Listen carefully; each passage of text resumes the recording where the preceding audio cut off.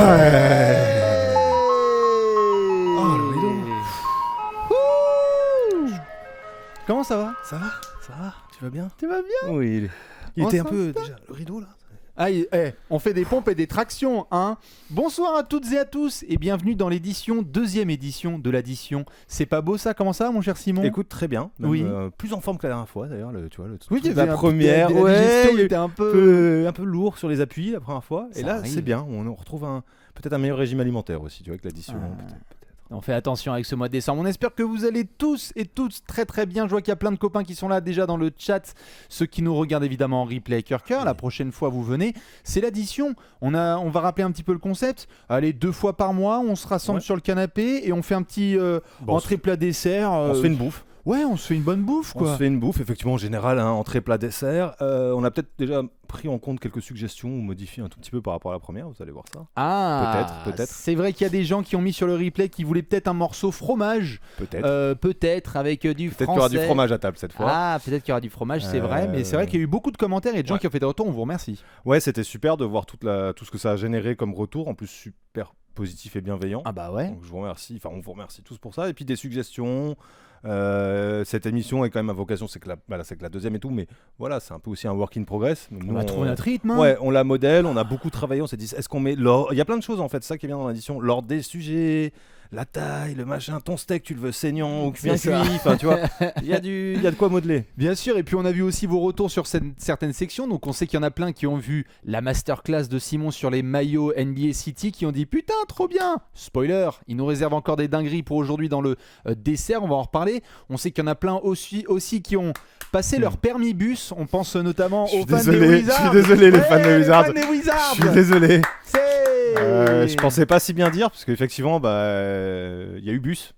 Il y a même eu un peu bus accordéon. Il y a bus à Washington. Là le bus il est en pleine gueule. Le problème c'est que le bilan depuis est moins bon, mais en plus il y a quand même un peu des échos. On en parlait là en off juste avant. Mais Bradley Beal qui commence un peu à chouiner. Dinwiddie, KCP.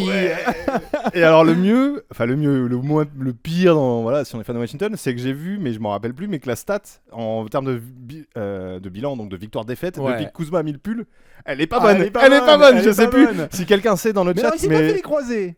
Non, mais il n'y a même pas eu encore. besoin. Mais Voilà, depuis le pull, le c'est vrai fameux que pull, depuis le pull rose, on est un petit peu. je sais plus, mais c'était négatif le bilan, c'était pas bon. Clairement. Donc je vois qu'il y en a plein. On dit bonsoir évidemment à tous les copains et copines qui débarquent. Évidemment, comme d'hab, c'est Léonce à la prod. Vous débarquez dans l'addition, et bien c'est simple. On faisait un petit récap de tout, et notamment de la masterclass de Simon sur le dernier épisode. On a un énorme menu à vous proposer. Certains l'ont vu, on l'a teasé sur les réseaux sociaux. Regardez, on vous le remontre. Promis, le chat va revenir. L'entrée du jour, mon cher Simon, on va manger quoi en entrée aujourd'hui? On va manger du meneur, du kemba. Du On va manger du kemba. C'est bon le kemba, non? Ouais, c'est un peu avarié en ce moment, mais bon, on va quand même regarder ça. Ce sera Kemba Walker et les Knicks. Qu'est-ce qui est à suivre? Est-ce qu'on aura un transfert de Kemba Walker à venir? On va en discuter. Le plat du jour, Simon, c'est quoi? Vu qu'a priori, vu le calendrier, dans 15 jours, on sera un peu trop proche de Noël pour malheureusement vous proposer une addition. On va voir comment on se débrouille. Mais pour assurer le coup, là, on s'est dit, on le fait là, en plat, la rétro de l'année. La rétro, le petit coup d'œil dans le rétro, la flashback évidemment. Donc vous allez devoir y participer parce que si je dis pas de bêtises, on a pris quoi, 3-4 souvenirs chacun? On a pris, on s'est dit, viens, on fait 3 moments chacun, ça en fait 6 en tout. On va peut-être un peu digresser, mais voilà. Bien sûr. Donc ça fait une bonne grosse choucroute garnie quoi. Pour le plat, il y a de quoi faire. Exactement, et vous allez évidemment participer parce qu'on sait aussi qu'il y a des moments que vous avez vécu. Là, on a pris 6. 6 moments pour résumer une année, c'est un peu short. On s'est dit ça aussi, on s'est dit il y en aura 6, il y en aura sans doute dans le chat des coups de génie, de la lumière et tout. On va dire, ah bah oui, il y avait ça aussi, on va en parler un peu, on va rebondir avec vous. C'est le but aussi, on en a pris que 6 pour pas monopoliser le truc tous les deux. Bien et sûr. Interagir avec le chat. Tout à fait. Après, on passera au dessert. Et alors là, attention, je parlais de masterclass. Si vous avez kiffé les NBA City Jersey Edition de Simon, qu'est-ce que tu nous as réservé pour cette fois? Alors c'est grâce à toi parce que tu m'as inspiré en me parlant de Red Panda et de ta passion, passion qu'on a un peu commune pour tout le... La passion pour la vaisselle. Et pour tout le délirium et le décorum autour de la NBA, donc mascotte, animation de mi-temps et tout. J'ai commencé, Red Panda, je me suis dit, ah oui, c'est vrai, j'ai regardé un peu. Et il y a des histoires sous ces animations de mi-temps, on va dire, il y a des histoires assez folles et hyper intéressantes, donc on va parler de ça ensemble. Et je peux vous dire que Simon, il nous a ressorti des anecdotes. Vous êtes pas prêts et pas prêtes. Merci Bafboul pour le sub et tous les copains et copines qui mettent des subs. On terminera avec un gros café spécial Noël. Ouais. Goat film de Noël. Allez, on s'est dit, c'est lequel notre film de Noël préféré, tout simplement. On a vu déjà dans le chat et Twitter, il y a déjà des... Ça a déjà fait réagir. Ah bah il y en a qui ont dit tout de suite, on est sur quoi? On est sur du Harry Potter, du Die Hard, du Maman j'ai raté l'avion, du tout ça. On va pouvoir en discuter, c'est la petite sortie un peu. Qu'est-ce qui fait un bon film de Noël? Enfin bref, ça va être marrant. Ça va être très fun. Donc voilà pour le menu du jour. Évidemment, on s'installe tranquillou. Je rappelle qu'on sera là à peu près quand on peut, toutes les 2 semaines, histoire de se rassembler. Vous allez aussi pouvoir nous balancer des suggestions. Comme il l'a dit Simon et le répétera plusieurs fois, on est en début de concept. Donc il y aura des petites modifs. Quand vous balancez en commentaire sur YouTube que vous voulez voir un morceau de fromage pour parler français, eh bien nous on le lit et ensuite on essaye de l'intégrer. Donc n'hésitez pas quand même à balancer tous vos petits commentaires. Je vois qu'il y a plein de copains, des anciens et des anciennes. Je vois qu'il y a OnlyAxe, il y a Kingswayne, il y a beaucoup de gens. Je sais aussi qu'il y en a qui sont occupés le vendredi soir, donc le replay est disponible sur YouTube. Oui, ce coup-ci on le fait un vendredi, on aimait bien le jeudi, on n'a pas pu hier, on va être honnête, on fait ça ce soir. C'est ça. Voilà, de toute façon, ça change rien pour ceux qui nous retrouvent sur YouTube. C'est en replay a priori demain. Tout à fait. Oh bah même, moi je vais essayer de foutre ça ce soir en replay même. Oui. On essaiera. Sinon, ce sera ce week-end. Voilà. On pourra se faire plaisir. Voilà, il y en a qui disent. Puis dites-nous d'ailleurs si vous préférez, si vous avez une préférence dans le jour, mais le jeudi, nous, on est en train de se dire que c'est pas mal. Oui, on est plutôt sur le jeudi, tout à fait. Et puis là, on a fait du 20h. La dernière fois, c'était 21h. Vous allez nous dire, ah bah ouais, on aime bien avoir un peu plus tôt ou un peu plus tard. N'hésitez pas à le balancer sur Twitter. Donc bonsoir ceux qui débarquent maintenant. Je vois qu'il y en a qui parlent déjà des Gremlins. Donc tu vois, je sens que sur le GOAT film de Noël, tu vas voir que ça va avec le débat qui va plus se faire réagir. Les mecs sont là. En fait, on va à peine parler de la rétrospective, ils vont être là. Ah non, alors moi, franchement, on s'en fout du basket, les films de Noël. Ouais, clairement. Non, justement, on va démarrer tout de suite si ça te va. Ouais. Je crois que sur l'intro, on est bon, on a dû à peu près tout dire. Donc ceux qui s'installent, on va pouvoir parler tout de suite de l'entrée, notre chère petite entrée. Simon, on se pose tout de suite en termes de basket. Tu avais discuté avec moi et tu t'étais dit, putain, quand même, Kemba Walker, faut qu'on en parle un peu. Ben ouais, Kemba, parce que franchement, de mémoire, c'est rarement allé aussi vite. Un recrutement de, comment dire, avec tous les signaux verts. Kemba, on rappelle quand même sa plus grosse action en carrière, c'est peut-être au Madison en tant qu'universitaire et tout. Oui, tout à fait. Le homecoming, le côté Lennox en plus, Elfrid Payton à la main avant. Donc tu dis, attends, Kemba, il peut pas. C'est une upgrade. Voilà, c'est mieux, point. Bien sûr. En plus, il arrive en même temps qu'un partenaire de backcourt fourni, où a priori, c'est quand même 2 joueurs intelligents. Tu te dis, attends, ça va bien marcher, machin et tout. Bien sûr. Même s'il y avait quelques réserves, il faut être honnête sur l'aspect défensif, mais quand même, Thibaut de derrière, bon, voilà. Et puis encore une fois, ça remplace des joueurs qui étaient meilleurs qu'eux en défense, mais pas non plus les meilleurs défenseurs de la ligue. Donc non, ça c'est clair. Ça devait aller. 1 mois, 2 mois, et puis là on apprend, Kemba, en fait, mon pote, tu joues plus. Hors de la rotation. Et c'est allé vite, moi je trouve, ce que tu as montré, la présentation du maillot. Kemba, il est tout beau, il est tout neuf, il est tout neuf. Bien sûr, neuf, je vous montre l'image. Il a déjà des mauvais genoux, mais je veux dire, il est tout neuf Onyx. Ouais. Ah, là on le voit, et en gros, il prend les rebonds au shoot-around, quoi. C'est ça qui fait un peu flipper, tout à fait, parce que tu me sors cette image, je vous la montre quand même, c'est ça qu'on voit en ce moment le plus, c'est Kemba qui est en t-shirt. On va pas se mentir, ça a toujours été un joueur qui s'intègre bien dans un effectif et qui est accepté, donc on n'est pas étonné de le voir faire le bon coéquipier, prendre les rebonds et dire aux médias c'est difficile mais j'accepte. Oui, il est hyper pro. Il a toujours été vu comme quelqu'un très respectable et très respecté dans les vestiaires, bon coéquipier, bon gars, etc. Mais toi, tu l'as croisé, non, d'ailleurs? Tout à fait. Moi, j'ai pu discuter un peu avec Kemba Walker à Paris. Mais apparemment, mec très très cool. Très sympa. Même quand à Boston, c'était pas le top et tout. C'est pas la personne qui est en cause. Non. C'est ça qui est encore plus troublant. On a vu, je pense que vous l'avez tous vu, c'est statistique quasiment. C'est voilà, Kemba sur le terrain, la défense de New York, ça va pas du tout. Clairement, c'est une vraie galère. Et donc justement, parce que tu me parlais stats, je pense qu'on va pouvoir se faire plaisir plaisir. Je sais pas si on va pouvoir se faire plaisir, mais je remonte un petit peu pour ceux qui n'ont pas d'idée par rapport à ce que Kemba Walker fait cette saison. Allez, regardez cette saison par rapport à ce qu'il nous avait montré précédemment. Kemba Walker, on est à 11 points de moyenne avec des pourcentages. Bon, il y a certes 41% à 3 points, et pourtant c'est pas dingue d'inefficacité au shoot. Quand on sait que c'est un joueur à haut volume, il est à 43%, c'est parmi ses meilleurs pourcentages en carrière. Mais comme tu l'as dit, en défense, non mais c'est pas possible.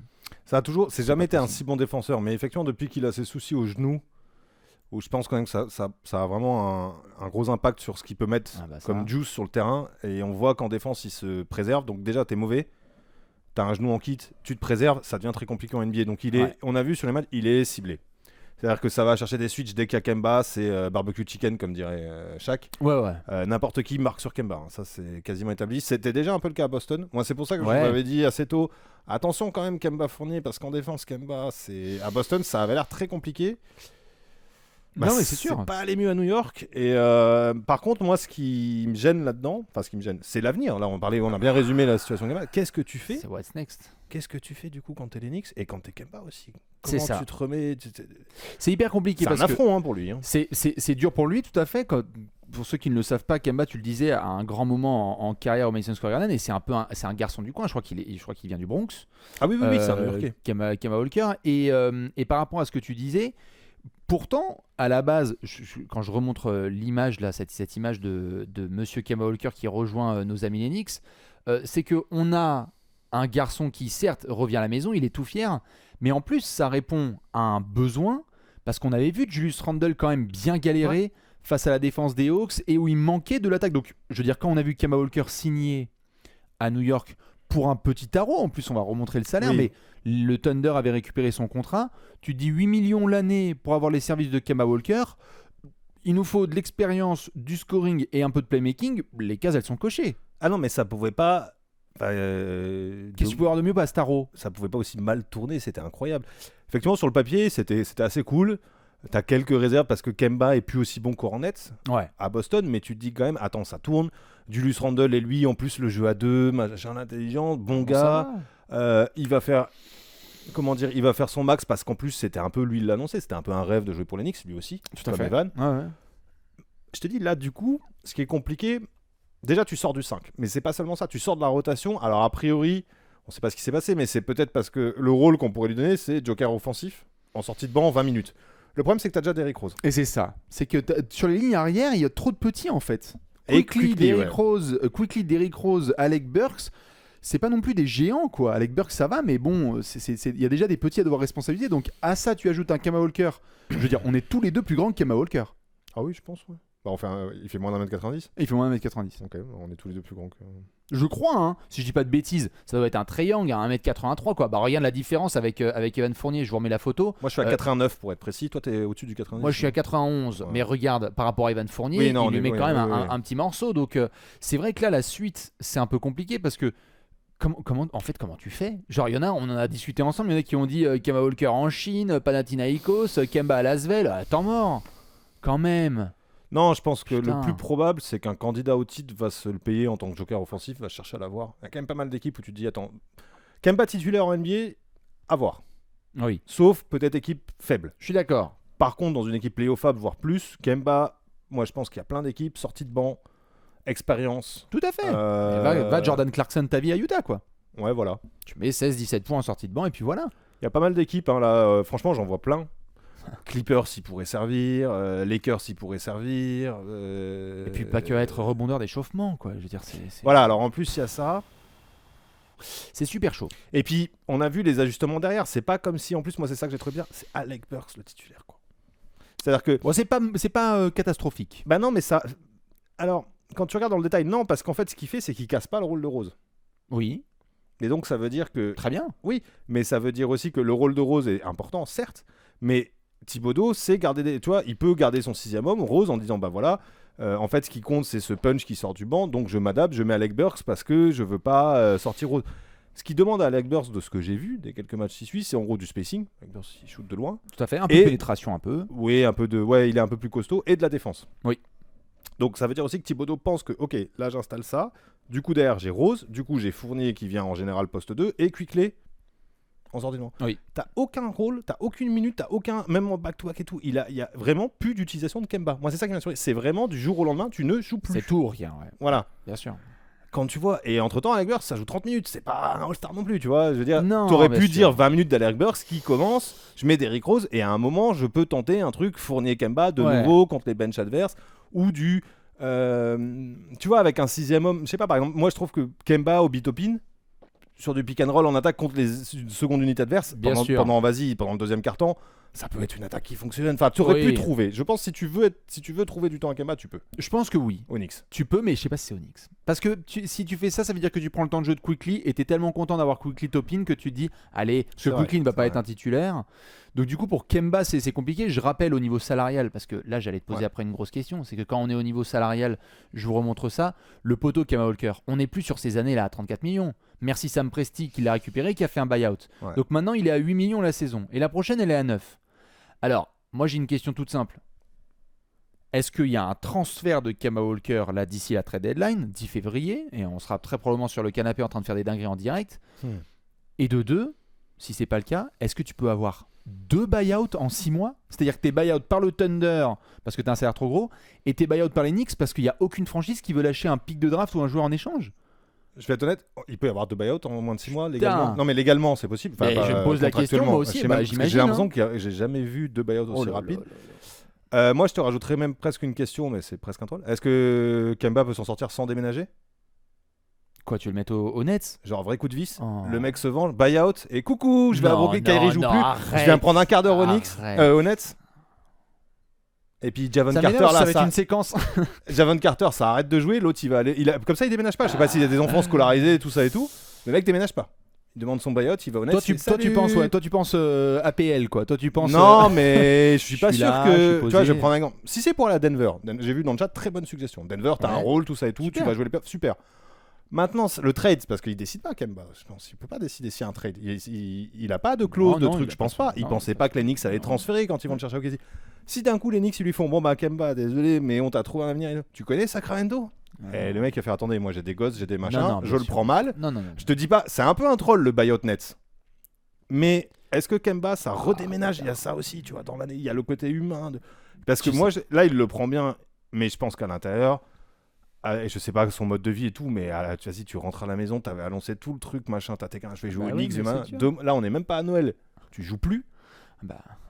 C'est comme ça. Il y a moyen de mal le prendre quand même. Ouais, non, tout à fait. Juste petite pause pour ceux qui viennent d'arriver là. Bonsoir à toutes et à tous. On était en train de parler de Monsieur Kemba Walker. C'est l'entrée, What's next avec les Knicks parce que l'arrivée était géniale cet été, mais du coup ça ne joue plus du tout dans la rotation de Tom Thibodeau. Je vois qu'il y a eu 2-3 questions. On aura l'occasion d'y répondre. Juste pour ceux qui posent la question, parce que j'ai vu qu'il y en a un ou une qui s'est demandé c'est quoi un buyout. Bah écoutez, c'est très très simple pour ceux qui n'ont pas forcément le vocabulaire. Lorsqu'on est en contrat avec une franchise en NBA ou qu'on a un contrat tout court, et bien parfois la situation elle est un petit peu coupée et on se dit bah du coup on n'arrive pas à te transférer, t'as plus envie d'être avec nous, bon bah est-ce qu'on peut racheter ton contrat et peut-être étaler l'argent, comme ça on te laisse libre, et puis nous on n'a plus à avoir cette espèce de boulet dans les mains si tu veux. Pour ceux qui ont déjà la chance de connaître le monde du travail, c'est un peu une rupture conventionnelle. C'est un peu une rupture conventionnelle. Peu ou prou, on schématise, mais voilà. Donc c'est pas, tu te mets d'accord de plus être d'accord et tu romps le contrat. Il y avait une remarque dans le chat, apparemment Melo, et ça me paraît pas impossible, aurait fait 2 buyouts en moins de 6 mois. Il y a eu du double buyout en moins de 6 mois. Je laisse les gens mettre F5. S'il y a un mec, je vois bien Melo. Bien sûr. Tu sais, le OKC, Houston, machin, c'était peut-être des buyouts les deux. Il y a moyen qu'il y ait moins de 6 mois, je sais plus trop, mais. Peut-être. Je laisse les gens faire F5. Vous me dites juste si ça repart bien. Ouais, écoute, je regarde juste si ça repart, mais normalement, normalement, si je me fais un petit coup de F5, ça devrait le faire. Et puis de toute façon, on va faire du report. Normalement, c'est bon là. Ouais, ça devrait repartir. Allez, ça repart. On était en train de dire qu'en effet, comme tu le disais dans le chat, c'est quoi, je vais faire un cut comme ça avec Léonce, on sera bon. Tu disais à l'instant que Melo, il y avait pu avoir un double buyout. En tout cas, dans le chat, il y avait quelqu'un qui disait en moins de 6 mois et ça avait pas l'air d'être un troll. Melo l'a fait et je me disais, il n'est pas passé par Atlanta qu'il buyout. Si. Donc dans l'histoire là, dans tous les trucs, il y a peut-être moins de 6 mois. Parce que la question initiale c'était est-ce que Kemba peut être buyout aussi vite? Parce que je me demandais si contractuellement on peut faire le même joueur de buyout, tu vois. Il y avait peut-être eu transfert avec les Hawks. Buyout et après Rockets buyout. Et les Rockets buyout moins de 6 mois, ouais, mais... S'il y en a un, c'est peut-être Melo parce qu'il y a eu effectivement un enchaînement. Mais a priori, je vois pas pourquoi tu ne pourrais pas buyout le même joueur en moins de 6 mois parce que c'est pas le même club, on s'en fout, tu vois. C'est comme ça, mais bon, dans tous les cas, on va se faire un petit sondage si ça te dit. Je vais essayer d'en faire un petit sondage gentiment que je vais vous mettre parce que on se posait la question tout à l'heure, Simon. C'est un peu de saison les sondages en plus. C'est un petit peu de saison. Oh là là, il est taquin. Kemba Walker, mon cher Simon, vu qu'on a une trade deadline qui arrive le 10 février, est-ce qu'il sera encore au Knicks ou pas? Écoute, moi je sais pas, mais je sais que le 10 février je serai avec toi normalement. Et Alex. Ah oui, tout à fait. Après Kemba, je sais pas où il sera. J'espère pour lui honnêtement, et les Knicks aussi, parce que ça peut être un peu pesant quand même d'avoir un peu d'esprit occupé par ça. C'est quand même bas. Je pense qu'ils l'aiment bien, ils vont essayer de trouver un truc à l'amiable. D'où le troll Nets. Je pense pas que ça va se finir comme ça. Mais t'as quand même envie que ça, pour Kemba, plutôt il réintègre sa nouvelle équipe. Enfin, plutôt il l'intègre, sa nouvelle équipe, les schémas et tout. C'est quand même en plus le poste de meneur, mieux c'est.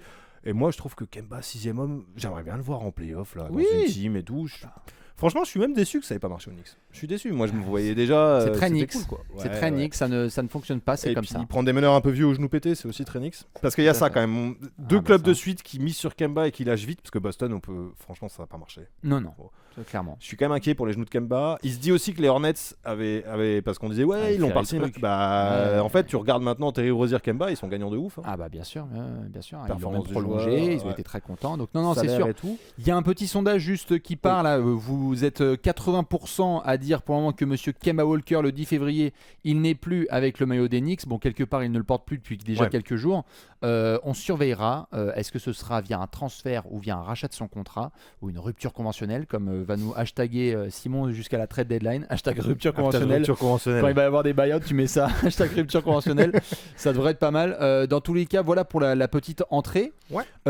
On va pouvoir enchaîner ou pas? Oh bah je crois, c'était une bonne entrée, je sais pas ce que vous en avez pensé. Mais ouais, c'est ça. voilà. Sur Kemba, j'ai l'impression qu'on est à peu près bon. Je regarde s'il y a 2-3 commentaires qui ont été mis, balancés un petit peu sur Kemba Walker.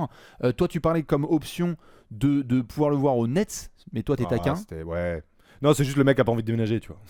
Il le refait à l'envers, il garde le même appart. Il est bien mon loft dans le Queens là, tu vois, j'ai pas envie de me faire. Je change juste de ligne. La ligne est directe pour Brooklyn, en fait, ça m'arrange pour le Barclays Center. Je vois. Très bien. Mais alors, si tu devais balancer une équipe, parce qu'il y a les Nets, mais vraiment, si tu devais dire une franchise, parce que là, je vois qu'il y en a qui disent Denver, pourquoi pas. Toi, tu mettrais les Nets, les Hornets.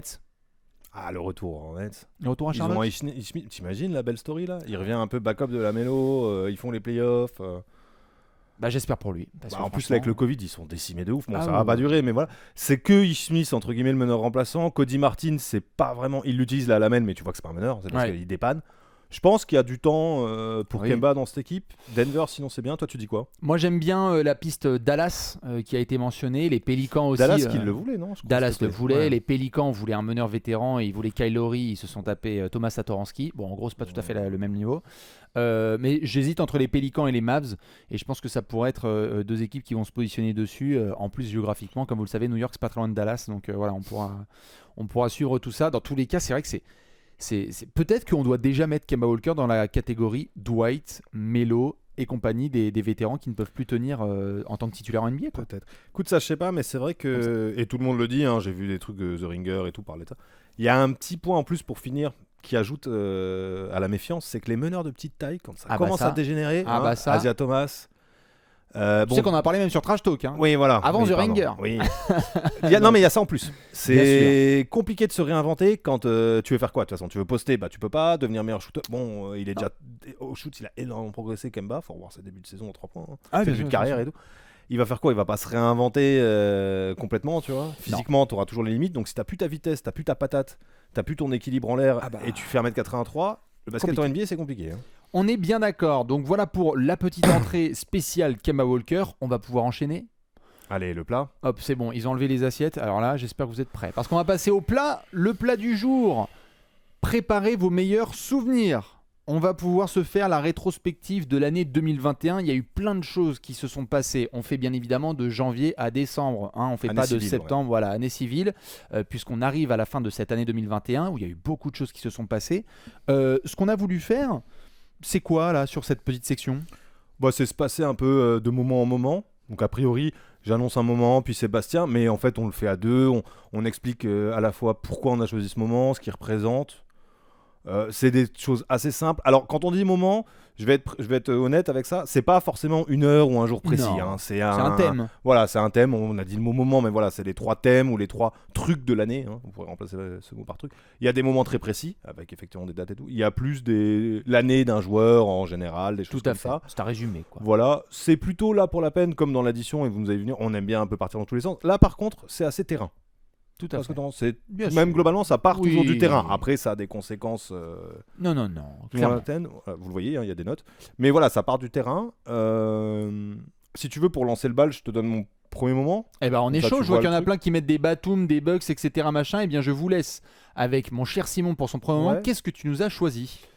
Eh ben, comme vous le voyez, moi, c'est la rédemption de Chris Paul. Ouais. 2021, pour moi, quand on s'est dit ça avec Bastien, dans le premier truc qui a fait tilt là-haut, quoi. C'est quand même, c'est l'année où, je sais pas, vous, dans votre entourage, avec les gens avec qui, les potos avec qui vous aimez bien parler basket et tout, maintenant tout le monde aime Chris Paul. Ah bah ouais. Alors qu'avant, c'était vraiment la petite qui emmerde. Non mais C'était la petite et la petite peste. Oui, voilà. Qui était très tu vois, le joueur un peu et puis ça te choque en playoff, il parle trop, là ce qu'il a fait aux Suns était déjà après le Thunder, je trouve qu'il y avait déjà un truc de genre ah ouais quand même il a emmené ça en playoff. Ouais. Mais là aux Suns, t'as quand même un avant-après qui est c'est du kid au Nets ou machin, parce que Booker c'était vraiment le mec qui se tâtait dans le vide. Ok, Michael Bridges, Ayton c'était prometteur et tout, mais tu te disais pas au moment de la signature de Chris Paul, genre, là les prochains finalistes de l'Ouest. Ah ouais, non, Attends, clairement. même Alex. Bien sûr, non, tu pouvais pas prévoir un truc pareil. Et le changement, le levier de tout ça, le moteur, le cerveau, tout ce que vous voulez. Bon, il y a Monty Williams, évidemment, mais c'est Chris Paul. Sinon, c'est Chris On Paul. voit vraiment le jeu des Suns qui devient structuré, qui devient sensé. Booker qui est utilisé par son meneur, mais c'est génial d'avoir, quand t'es un arrière-shooter, d'avoir Chris Paul. Ça révolutionne ton quotidien en fait. Je suis sorti des congés. Ah bah il y a la balle, voilà. Hop. Je suis tout. Ah bah j'ai la balle. T'as même pas le temps de finir la phrase. Ah ouais, c'est dans la poche, tout ce que tu veux. Bah ça change de Bledsoe et compagnie, hein, c'est sûr. Et puis les moments, et on l'a vu notamment en playoff, même s'il a eu des hauts et des bas, les moments où ça patine un peu, fini. Chris Paul, c'est quand même donnez-moi la balle, machin, mon petit flotteur, la bonne action, ça connaît les systèmes adverses, ça rend la vie emmerdante pour le meneur adverse, ça anticipe tout et tout. Et moi j'ai trouvé, voilà, donc un moment précis, je sais pas, parce que cette année, là, comme j'ai noté, le 20 février, il est devenu 6ème passeur all-time. Il est monté, même on l'a vu au fur et à mesure des années, maintenant dans les top 10, il y est. Je trouve ça, très souvent. Bien sûr, très souvent. Alors qu'avant, c'était un peu l'oublié. Mm-hmm. Ou en tout cas, c'était ouais, mais Chris Paul, bon, ok, mais c'est pas du Nash, c'est pas du Kid. Maintenant, de plus en plus, d'ailleurs, dans le vôtre, on le. Ouais. Ah bah ça y est, on commence à bien le valuer en fait, par rapport à ce qu'il y avait avant. C'est sûr. Ouais. Donc voilà, la rédemption, moi, j'irais de Chris Paul. De Monsieur Chris Paul, je sais pas s'il y a des gens évidemment qui sont fans des Suns. Je sais pas s'il y a des fans des Suns là qui sont avec nous, soit en direct, soit en replay, mais c'est clair que je vous remets juste cette bouille là qui est quand même incroyable, de celle de Chris Paul qui se marre, qui sourit à nouveau. Là, on voit cette image, souvenez-vous, c'était en finale de conférence, lorsque ils savent qu'ils vont taper les Clippers et qu'ils vont être en finale NBA. C'est clair que quand on revoit comment ça se passait depuis quelques mois, et du FC David Booker, je vois dans le chat, je pense que Léonce est là et vous savez quoi mettre en 3 lettres dans le chat.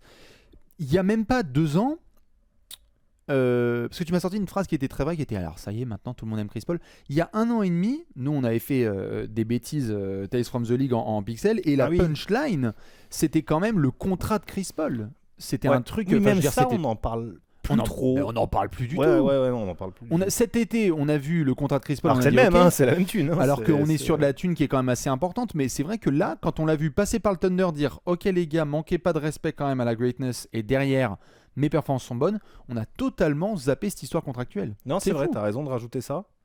Alors que c'était vraiment le truc qui venait en premier sur Chris Paul, c'est le contrat intransférable, Houston a fait une connerie, ils sont bloqués. On n'en parle plus du tout. Alors après, ça reste Chris Paul, et je l'ai vu dans le chat. Oui, c'est blessé aux adducteurs en playoff. C'est un peu. Voilà. Il y a eu quelques mauvais matchs, il y a des balles perdues, tout ça et tout. Certes. N'empêche que les Suns sont en finale. Oui. Que, ok, Jay Crowder a fait du bien, tout ce que tu. Mais je trouve que le changement majeur, c'est Chris Paul.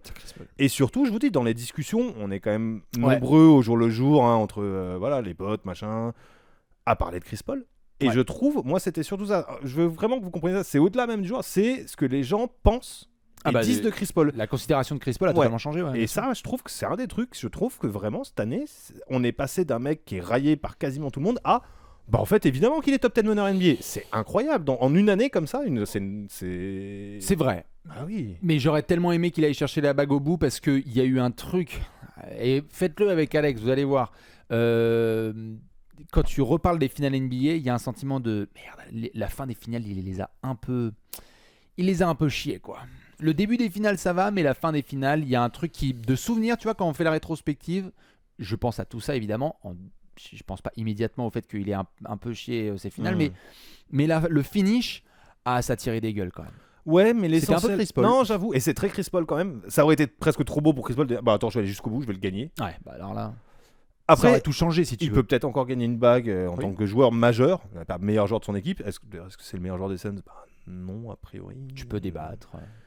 Là, j'ai vu dans les classements MVP, il est souvent plus haut que Booker. Là, quand tu prends par exemple le MVP ladder des médias américains, il est plus haut. Son début de saison par rapport à celui de Booker, je suis d'accord.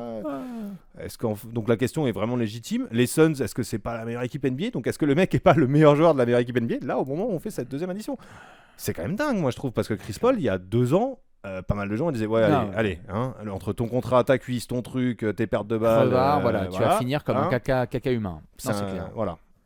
Bah, Monsieur Chris Paul, en tout cas, c'était ton premier moment. Il y en a d'autres, évidemment, dont on va pouvoir parler. Moi, je vais devoir faire Pong à ton ping. Oui. Et je vais vous mettre une image. Attention, ça va vous rappeler 2-3 souvenirs. On est sur la rétrospective de 2021. Quels sont les grands moments? Je vois qu'il y en a plein qui parlent de Steph. Il y en a qui parlent de Nico. Peut-être qu'on parlera de tout ça. On arrive gentiment. Oh, regarde, il y en a un, il y a Steak Frites. Il a trouvé. Ah oui. Je voulais vous parler de cet orteil. Ah, l'orteil. L'orteil. Regardez-moi cette image que je vous remets. Parce que ça, là... Nom de Dieu, souvenez-vous, les grands montages où on essaye de savoir la pointure, la taille ça compte comme on dit bien évidemment. Ce cher KD avec ce shoot complètement dingue face aux Bucks, on était en demi-finale de conférence et je t'avoue que lorsque tu m'as dit on fait une rétrospective, en fait il y a eu une dinguerie autour de ce match. On était donc sur une série complètement all-time entre les Bucks et les Nets et on la voulait. Ouais. Je me souviens qu'on avait fait des discussions avant les playoffs où on disait la série qu'on veut, c'est Bucks-Nets parce que le tableau nous le présentait. Et d'ailleurs, les fans des Sixers nous disaient attendez, vous n'entendez pas trop vite et tout bon. Ouais, bon, finalement les Sixers, on s'en est occupé. Merci Triangle. Mais en fait, ce qui est étonnant, c'est que j'en reparlais la dernière fois avec Léon, il y a cette espèce de dinguerie dont je me souviens de 2021 qui est on faisait même des live Twitch en sortie de match pour débriefer ensemble. Il y avait Antoine Griezmann qui passait, on était 4000 à 5h du matin pour revenir sur cette action. Et en fait, dans l'histoire du basket, quand est-ce qu'on a autant parlé d'une pointure de chaussure? Mais Combien de fois on a parlé de cette pointure? C'est ça quoi en vrai. Il mord ça se joue à 3 fois rien. Et si je voulais parler de ce moment, c'est évidemment parce que je voulais avoir ton avis, l'avis des gens qui ont vécu ça. Et aussi parce que, putain, c'était le... J'ai l'impression qu'on a beaucoup focus évidemment sur la pointure, mais c'est tellement un moment Kevin Durant d'un retour de KD où en fait 2021, pour moi tu peux pas ne pas parler de ce comeback d'un tendon d'Achille, d'un mec qui arrive et qui fait les gars, mais je suis trop fort et il faut que la ligne touche mon orteil pour que je mette pas la NBA à mes pieds en fait à nouveau. Ouais, parce qu'on va rappeler, donc ce shoot. Si KD arrive à reculer son pied, je vous remets l'image, c'est le gauche ou le droit, mais voilà, arrive un tout petit peu à prendre son appui de sorte qu'il marche pas quoi sur la ligne. Regarde, c'est gauche-droite, allez, pied gauche. Il se passe quoi en fait concrètement? Ah bah ça. Si le pied, voilà, on a les playoffs changent instantanément. Alors toi, tu veux faire le taquin, toi? Bah non, mais techniquement. Simon, il veut refaire l'histoire. Non, c'est pas refaire l'histoire. Bienvenue dans refaire l'histoire. Le shoot qu'il met là. Oui. On est d'accord que si c'est un 3 points, c'est la sauce. À moins que je dise des bêtises. Non, mais c'est la sauce, bien sûr. Et bah regarde, il y en a qui le mettent. Vas-y, tu sais quoi? Allez, hop, révisionnisme France. non, mais on est... Est-ce qu'un jour ce sera pas moitié si KD chaussait du 48 au lieu de 49, tu vois, parce que je pense, enfin c'est pas que je pense, c'est des faits là. Mais tu dis quoi? Tu dis que les Nets auraient été champions si KD chaussait une pointure de moins? Mais non, mais par exemple la série. Non mais vas-y, jusqu'au bout ton procédé. Non, je réfléchis avec vous le chat, mais... Moi, parce que je voulais remettre du contexte autour de ce que c'est la série de Durant. Faut rappeler, Harden à ce moment-là joue avec un ischion, enfin il joue mal, joue sur une jambe et Kyrie est blessé. Et Kyrie est pas là. Oui. Et l'autre tout seul avec, ok, je veux bien, mais globalement c'est Durant seul. Faut se rappeler du match 5 aussi. Ah bah bien sûr, qui est énorme. Moi le match 5, j'y repense encore. C'est hallucinant ce qu'il fait au match 5 avec Tucker sur le dos. Ah oui, non. Hallucinant. Avec la défense que lui met Tucker, c'est méchanceté quoi. L'autre, il est, parce que Tucker, il est dur, il est méchant. Et Durant, il est méchant. Il lui dit, mais prends ça dans la tête, prends ça. Et c'est incroyable. Et donc, la série continue. Et là, je ferai un sondage. Moi, je veux bien le sondage parce que.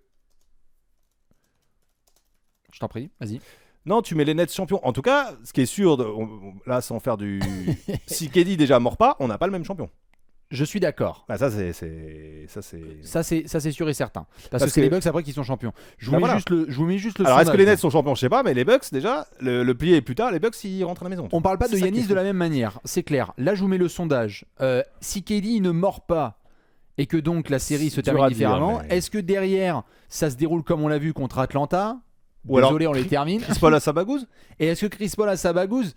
Moi il y en a plus de 60% quand même qui disent oui. Ah bordel. Harden est dans un état vraiment... Je trouve que les Suns... Je suis désolé pour Alex et pour les fans des Suns en France, mais je pense que les Suns, même quand tu revois derrière, ils ont mené 2-0 leur série. Je crois pas que les Nets étaient si injouables que ça. KD était incroyable, mais il devait se baser sur un énorme Blake Griffin, sur un Bruce Brown qui est dans son truc. Je pense que les Suns auraient pu les battre. Je crois pas que les Nets auraient été champions. Je pense qu'ils auraient été finalistes NBA, mais je pense pas qu'ils auraient été champions. Je suis à peu près sur le même truc que toi. Je pense qu'avec la fatigue, KD c'était trop. Ah putain. Là, il fait une fin de série et tout, mais il jouait toutes les minutes, tout ça et tout. L'effectif aurait explosé. Moi, je pense même qu'en finale de conf, si ça se trouve, ils explosent en vol avec la fatigue, un blessé en plus, tout ça et tout. Parce qu'il y a deux séries derrière à faire. Il y a deux séries.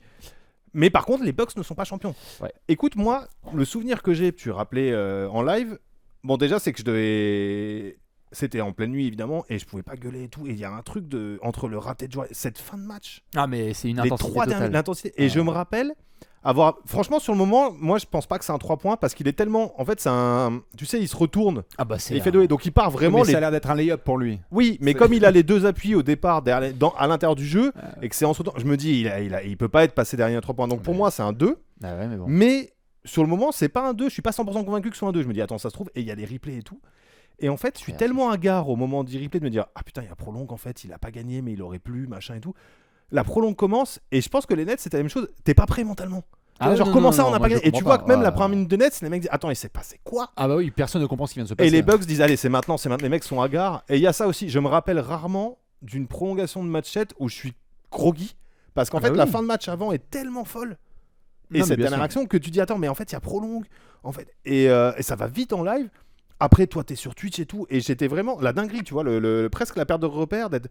En plus, t'as la fatigue parce que quand même à ce moment-là, je sais plus quelle heure, tu vois. Mais Bah en fait, moi c'est ça tout le truc, c'est que comme tu le dis, on est tous un peu groggy et j'étais pas, je sais plus si Léon était debout, peut-être, mais je crois qu'on était, je crois que sur Twitter. Il y a des gens qui envoyaient, mais en balle sur le compte de Trash Talk, qui envoyaient lance un live. Il y avait des menaces. Non, mais ça je me rappelle, je l'ai vu en live. Mec, lance un live parce que là, il faut que tu sortes en fait ton truc. Et il n'y a aucun autre moment de l'année NBA où j'ai autant eu le sentiment que là, il fallait qu'on lance un direct et qu'on puisse débriefer parce que je crois que s'il n'y avait pas eu de débrief, genre de pouvoir s'exprimer, mais je dormais pas avant 13h, 14h. C'était compliqué de trouver le sommeil. Il y avait un truc tellement incompréhensible. Et sur une pointure de chaussures, enfin bon, bref. Et puis même s'ils sont là, les Nets, ça aurait pas été champion là. Mais quand même, rappelle-toi, en live sur le moment, et quand on parlait, quand on se voyait pendant la série, avant la fin de la série, on se disait quand même, il y a de grandes chances que le vainqueur de ça. Ah bah, il aille un peu loin. On se disait quand même ça. Après, effectivement, il y a eu les blessures côté Nets, donc on s'est dit, bon, les Nets, c'est compliqué avec les blessures, et ils ont quand même tenu la série en 7. Ouais. Et il y a un truc pour relier avec mon point d'avant. Alors, c'est pas la rédemption, parce que plein de gens n'aiment pas Kevin Durant, l'homme, à cause de ce qu'il a fait, et ça restera quand même le signature aux Warriors. Puis même, il est bizarre, les Gordon raconte et tout. Mais alors, le joueur. Non, plus personne qui peut rien dire. Ah bah bien sûr. Mec, les matchs qu'il a fait contre les Bucks. Je pense qu'il y aura un what if. Parce que c'est pas comme si Kevin Booker il avait collé 50 points. Enfin, tu vois qu'il avait défense des Bucks. Clairement. Mais en tout cas, c'était un gros moment. On a fait le premier moment parmi les grands thèmes des rétrospectives de l'année 2021. Il y en a qui ont parlé donc de plusieurs thèmes. On va y venir. Simon a mentionné en premier Monsieur Chris Paul, la rédemption de Chris Paul. Je mentionnais la pointure de Monsieur Kevin Durant. C'est beau quand même, hein, déjà pour deux premiers thèmes. Ouais. Et alors là, sortez vos Kevlar parce qu'on va partir sur un troisième thème. Ouais. Et là, Simon, je te laisse en deuxième floor. Qu'est-ce que tu m'as choisi? Ouais, c'est lui, hein. C'est lui, c'est son année. J'ai même pas une date. C'est peut-être son prime. C'est le retour du patron. Ouais. Enfin, du joueur en tout cas. Toi, tu disais tout le temps. Je pense à toi. Tu sais, dans le League Pass. Oui. Quand t'as la barre là en bas où toi tu présentes les matchs, quand t'as le truc en live, moi je voudrais qu'il y ait des petites têtes quand un joueur est chaud, tu vois. Et Curry pour moi, c'est vraiment ce truc. Je te jure, on va vendre ça à la NBA, on va leur dire, il va y avoir un petit système avec quand un joueur est chaud, tu vois sur le match une petite tête qui s'affiche à la NBA Jam. Comme ça, tu sais directement, tu cliques dessus et au lieu d'être sur le match, on te met une séquence tout de suite du mec chaud. Donc un monteur hyper speed. Voilà. Ils y pensent déjà, je pense. Et tu vois, pour moi, Curry, ce serait un bouton en permanence toute l'année, tout le temps, parce qu'à chaque fois, franchement en plus c'est pas mon joueur préféré au départ. Cette année il m'a eu, donc il y a aussi du personnel. Ça y est, enfin je rejoins le wagon. Plaisir de jeu, c'est-à-dire de le voir jouer, mais lui aussi le plaisir qu'il prend à jouer, tout en étant aussi efficace, tout en battant des records, tout en ayant la pression, parce que je pense quand même qu'en douce, les mecs aimeraient bien gagner le titre, histoire de dire attends, sans Durant on en reprend un quand même. Ouais, parce que ces histoires de titre avec Durant, en fait, je pense que ça a gâché un peu la légende de Curry et un peu la légende de Durant en même temps. Ils se sont un peu vampirisés tous les deux. Ouf. Alors, je vois ce que tu veux dire. Moi, j'irais pas jusque-là. Moi, je dirais que ça a affecté le plan qui, pour certains, va être un what if, qui était le Big Three, là, le trio avec Clay, Draymond et Steph, qui est un trio, ce qu'on appelle un peu pur. C'est pas les moldus, c'est le noyau des Warriors. Les moldus, comme j'ai envie de dire. C'est le noyau dur, c'est les formés de Golden State. Alors qu'avec KD, il y avait un côté un peu genre, je t'apporte ça. Mais Steph, oui, tu en parlais, c'est son année, quoi. Ouais, on va pas digresser 30 ans, mais tu vois, les deux titres des Warriors avec KD, donne-moi un aux Warriors sans Durant avec la même forme et ils en prennent deux, tu sais, le Curry, Wiggins et tout, et donne-moi un de Durant qui reste à OKC. Je pense que les deux, c'est mieux pour eux. T'as peut-être un titre en moins parce que Curry il est MVP des finales et l'autre il a fait gagner OKC, il est MVP des finales, il a sa bagouse légitime. Plus que deux titres aux Warriors où t'as clairement la meilleure équipe de tous les temps, enfin de l'ère moderne. Mais laquelle tu prends parce que tu lui donnes 2016, attention là tu commences à vouloir changer un peu l'histoire. Oui, c'est trop. Mais tu vois ce que je veux dire, tu peux. Je vois. On l'a vu avec Nowitzki, on le voit avec Giannis, il y a des bagues qui valent le double. Dans la narration, dans le statut qu'elle te donne. Nowitzki, il a eu besoin que d'une bague, mais quelle bague pour que tout le monde dise ok, stop, légende. Bien sûr. Et si KD prend une bague avec le Thunder, on est tous en mode what the fuck incroyable. Et c'est trop beau. Et c'est ce qui fait que la bague de LeBron est incroyable en 2016, c'est que tu te dis genre elle est dingo. Mais en même temps, tu vois là on le voit avec les 75 ans de la NBA, il y a des gens qui disent dans l'histoire, on a eu la chance de voir une équipe avec et KD, et Curry, et Clay et Draymond. Et il y en a qui aiment débattre en mode barbershop en disant c'est peut-être là où une des meilleures équipes de l'histoire en fait. Ouais, mais j'avoue que je suis pas d'accord. Parce que Kevin Durant est peut-être mon joueur préféré à voir jouer. Je parle juste du joueur. Hein. Les Warriors sont peut-être l'équipe qui développe le meilleur jeu. Bah moi, pourtant, je préfère les Warriors sans Durant. Ah mais l'expression du basket des Warriors sans Durant, parce que je sais pas, j'ai l'impression que la balle circule plus. Que il n'y a pas ce côté de cheater aussi. C'est moins cheat, c'est évidemment ça. C'est que c'est moins et même cheaté. quand tu regardes les matchs, je trouve que leur jeu est plus beau. Ouais. Alors que Durant est incroyablement beau à avoir joué, mais moi les Warriors que je préfère c'est la version Wiggins, Bogut, c'est les premiers. C'est pas Wiggins. Non, Harrison Barnes. Harrison Barnes, oui. Tout à fait. Avec Andrew Bogut, Barbosa et compagnie. Mais donc tu voulais nous parler de Steph parce que c'est son année totale, c'est le plaisir de revoir un garçon comme ça, alors qu'on oublie, mais l'année précédente, il est blessé toute la saison. Bah c'est ça. Et puis moi cette année, peut-être le seul truc c'est que je pensais qu'il allait faire une dinguerie au play-in. Ah ça c'est dommage. Et c'est vrai qu'il n'y a pas eu ça. Ah bah c'est un foirade. Ouais. Play-in il s'est foiré. Bah il prend quand même de la part des. Donc c'est les Lakers qui se qualifient. Et après il joue Ja Morant. Ouais, il joue Memphis. Et Ja Morant lui met quand même la sauce. En prolongue. Il gagne en prolongue Memphis. Bah ouais, mais non, et dans le duel, Morant fait un meilleur match que Curry. C'est le seul mais alors depuis, et surtout là le début de saison et tout, et puis l'autre, on en parle là, c'est un peu l'actu, parce que le record, je pense que lundi c'est fini, hein. C'est celui qui tombe dans les 2 prochains matchs. Voilà, le temps que le replay tombe. Donc le record, on parle du Ray Allen, ne sera plus très prochainement, sauf fin du monde ou. Non, on commence pas à dire des trucs comme ça, on sait ce qui va se passer après. Pardon. Oh non, tu as un astéroïde. Fin du live. Oh le bus qui tombe du ciel. Le bus des Wizards. Bradley Beal. Curry va être légitimement le meilleur shooter à 3 points de l'histoire, mais alors ce qu'il faut regarder, c'est le nombre de matchs qu'il a mis pour l'accomplir par rapport à Ray Allen. C'est quasiment du simple double. Ouais. C'est incroyable. Et puis je vous dis encore une fois, moi je trouve cette année Curry encore plus qu'avant, il y a la joie que lui met sur le terrain.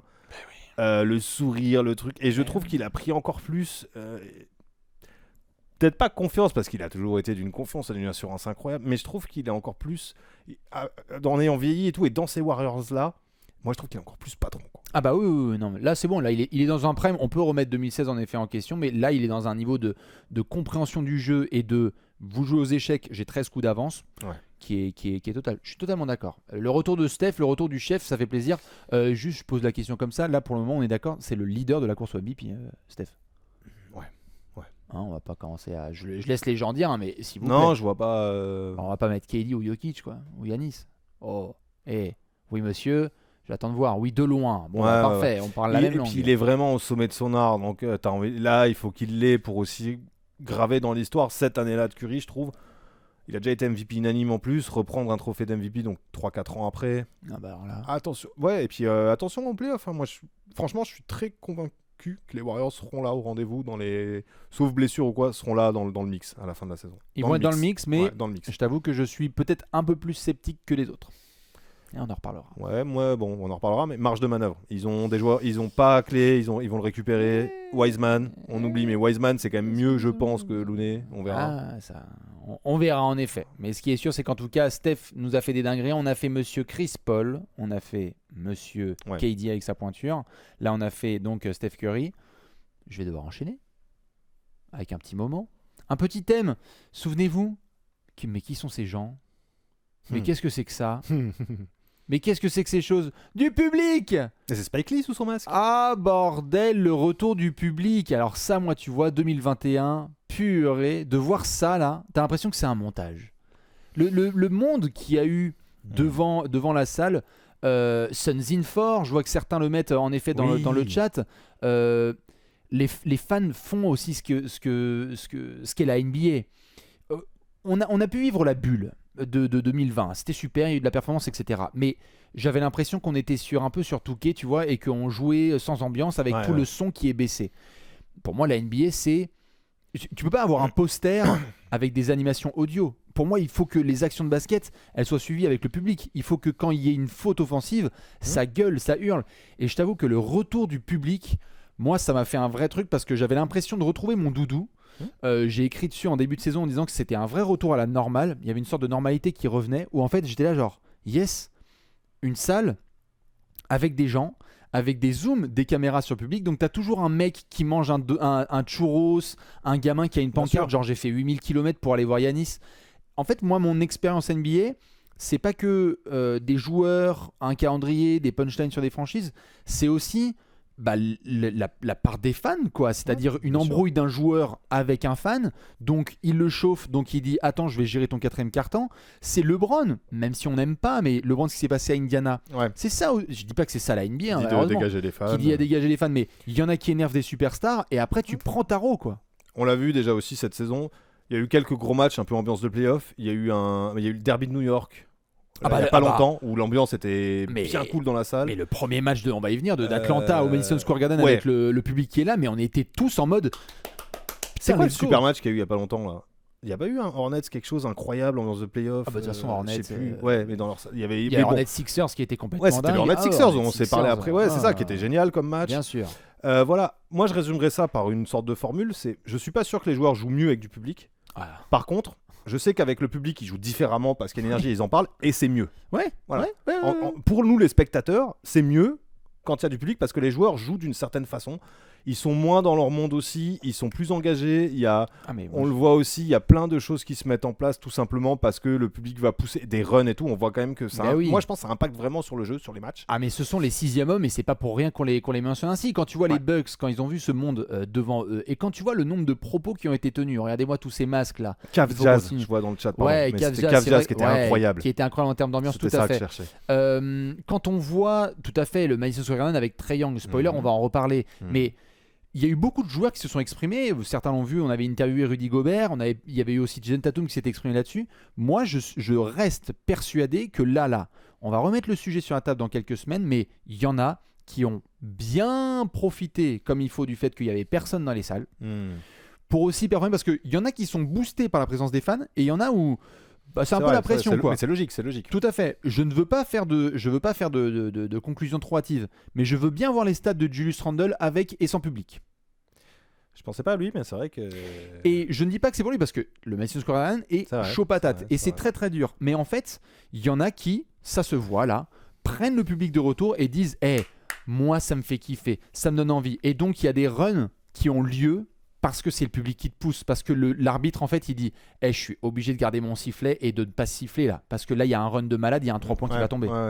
Et puis le public, on voit les salles les plus connues comme le Madison, tout ça et tout, mais même à Boston et tout, il y a l'hostilité que met aussi le public, mais dans le bon sens, faut pas que ça déborde et tout. Et je pense que, surtout ceux qui ont un minimum joué et tout, il y a quand même ce côté de...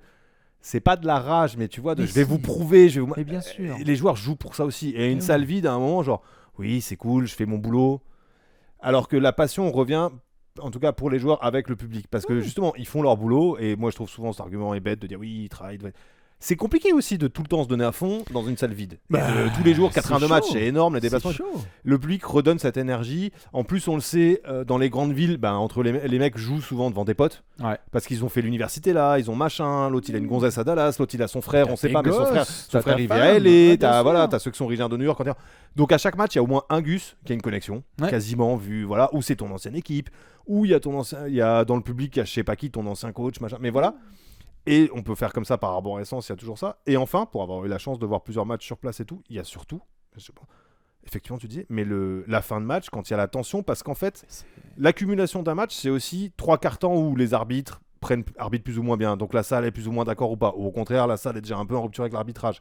Tel mec, il a tout raté, il est dans le trou, mais d'un coup dans le 4e, il va mettre le premier shoot, l'énergie change. Bien sûr. Ça, dans un gymnase vide, c'est pas possible. Ah non, bien Donc sûr. les scénarios, on va dire, des matchs et tout ça, les runs où le public pousse, machin, c'est hyper important. Hyper important. Tu le vois, il y en a qui le mettent, les frères Jokic par exemple. Alors, je ne dis pas qu'il y a que du bien. Suns in 4, c'est devenu une légende, mais il y a eu de la violence. On a vu aussi à Boston des gars balancer de la bouteille sur Kyrie Irving parce qu'il piétinait un petit peu le logo des Celtics. Ouais. Bon, mais quelque part, moi, la NBA, je la vis aussi avec ces trucs qui sont bien, moins bien, qui font discuter, où on demande aussi aux gens de réagir. Et ouais, moi je suis juste trop content de retrouver les fans parce que ça fait partie de l'identité NBA. Moi, un match des Knicks où il n'y a pas Spike Lee au premier rang avec des gros zooms sur lui, c'est pas normal, même pour les Raptors qui sont rentrés à la maison. Ouais. Je suis content, il y a des légendes. Il y a le spectateur numéro 1, là, indien avec son turban aux Raptors. Oui.